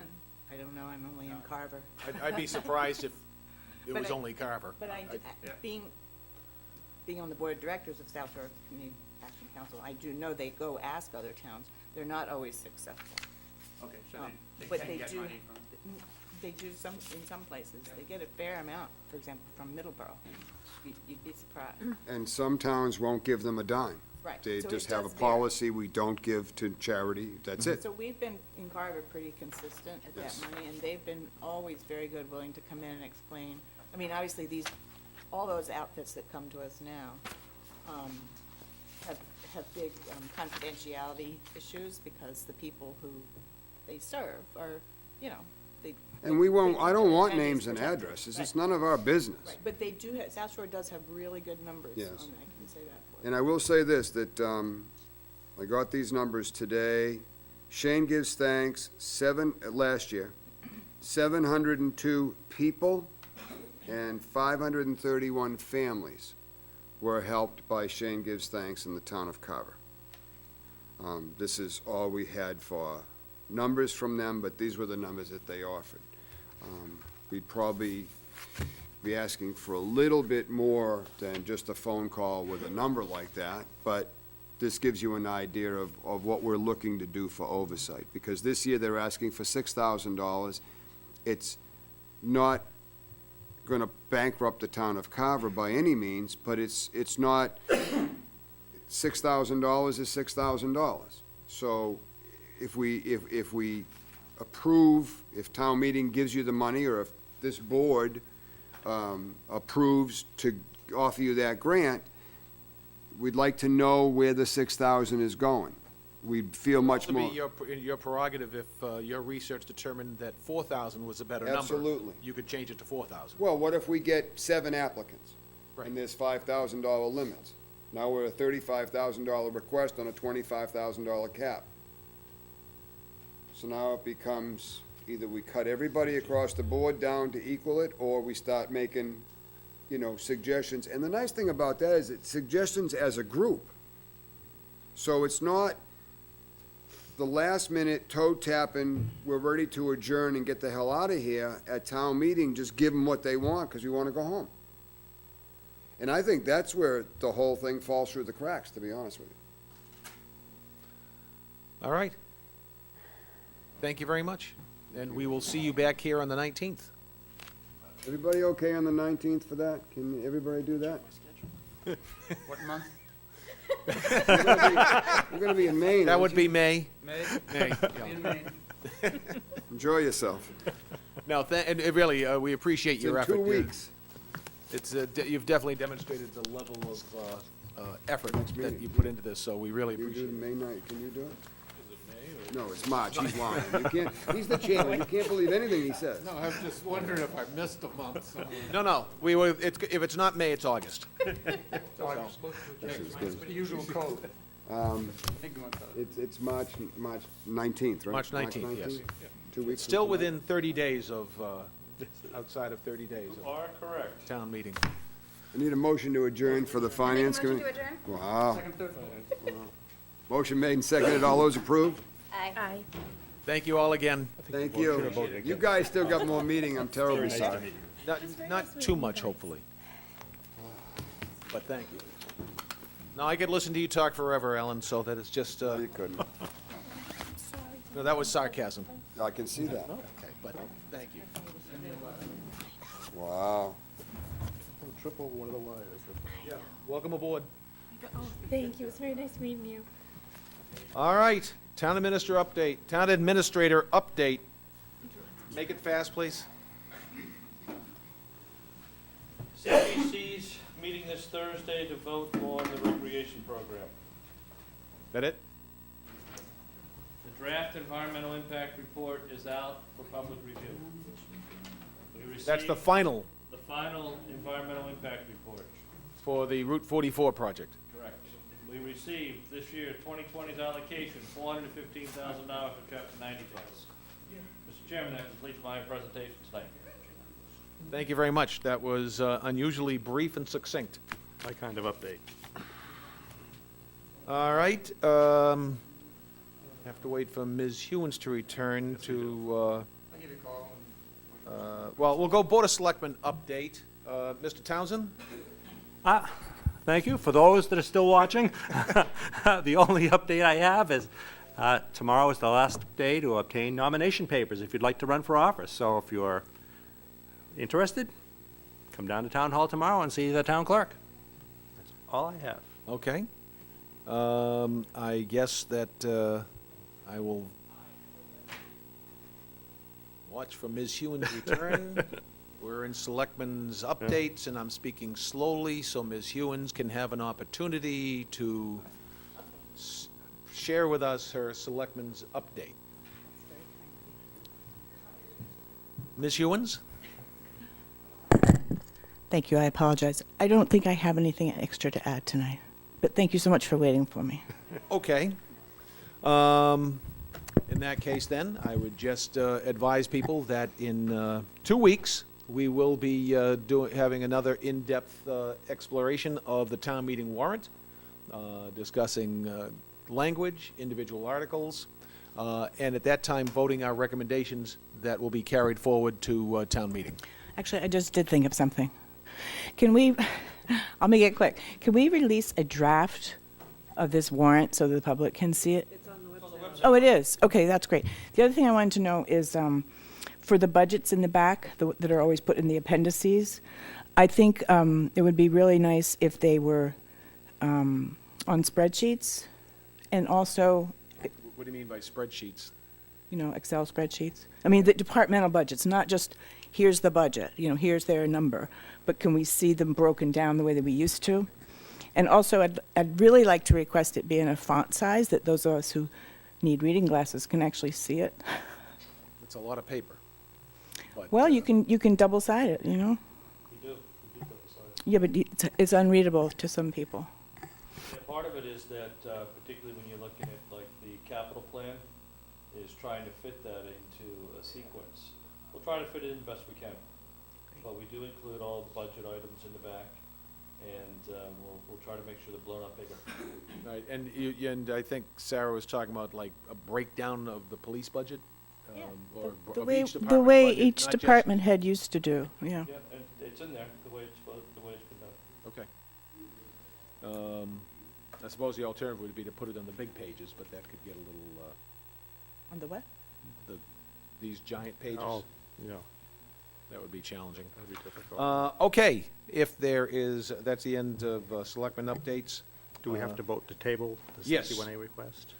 So we have a Chapter 61A request tonight. We only have 3 of us here, and one of us, being in a butter, has to recuse themselves. So I'll accept a motion to table the Chapter 61A request for the intended conversion of use as a large-scale ground-mounted photovoltaic installation by Silver Family Nominee Trust 72 Center Street.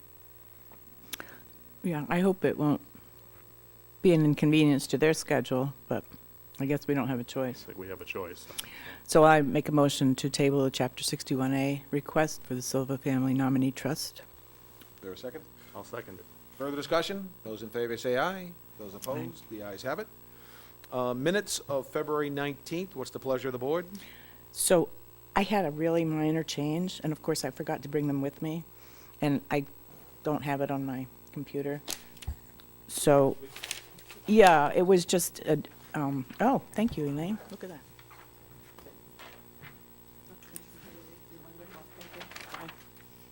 Okay. Okay, so it was page 1, the bottom paragraph, where it says Ewens and Townsend, and we rambled on about not bundling the articles. Did it say ramble? No, I just, trying to hurry up here. Sure. I'd like it to add that I also said I'd like to put back the phrase "or take any other action relative thereto" at the end of each warrant article, because it gives back more control to town meeting voters, which is what I said. I just wanted that in the minutes. Okay. You want to make a motion to that effect? Sure. I'd like to make that motion, please. As an amendment? As amended, Yep. to accept the minutes. Further discussion? Those in favor, please signify by saying aye. Aye. Aye. Those opposed, the ayes have it. Our next meeting is on March 19th. There is no executive session this evening. Is there a motion to adjourn? Motion to adjourn. Is there a second? Second. Further discussion? Those in favor say aye. Those opposed, the ayes have it. We are now adjourned. We'll be back on Tuesday, March 19th, and look forward to seeing you then.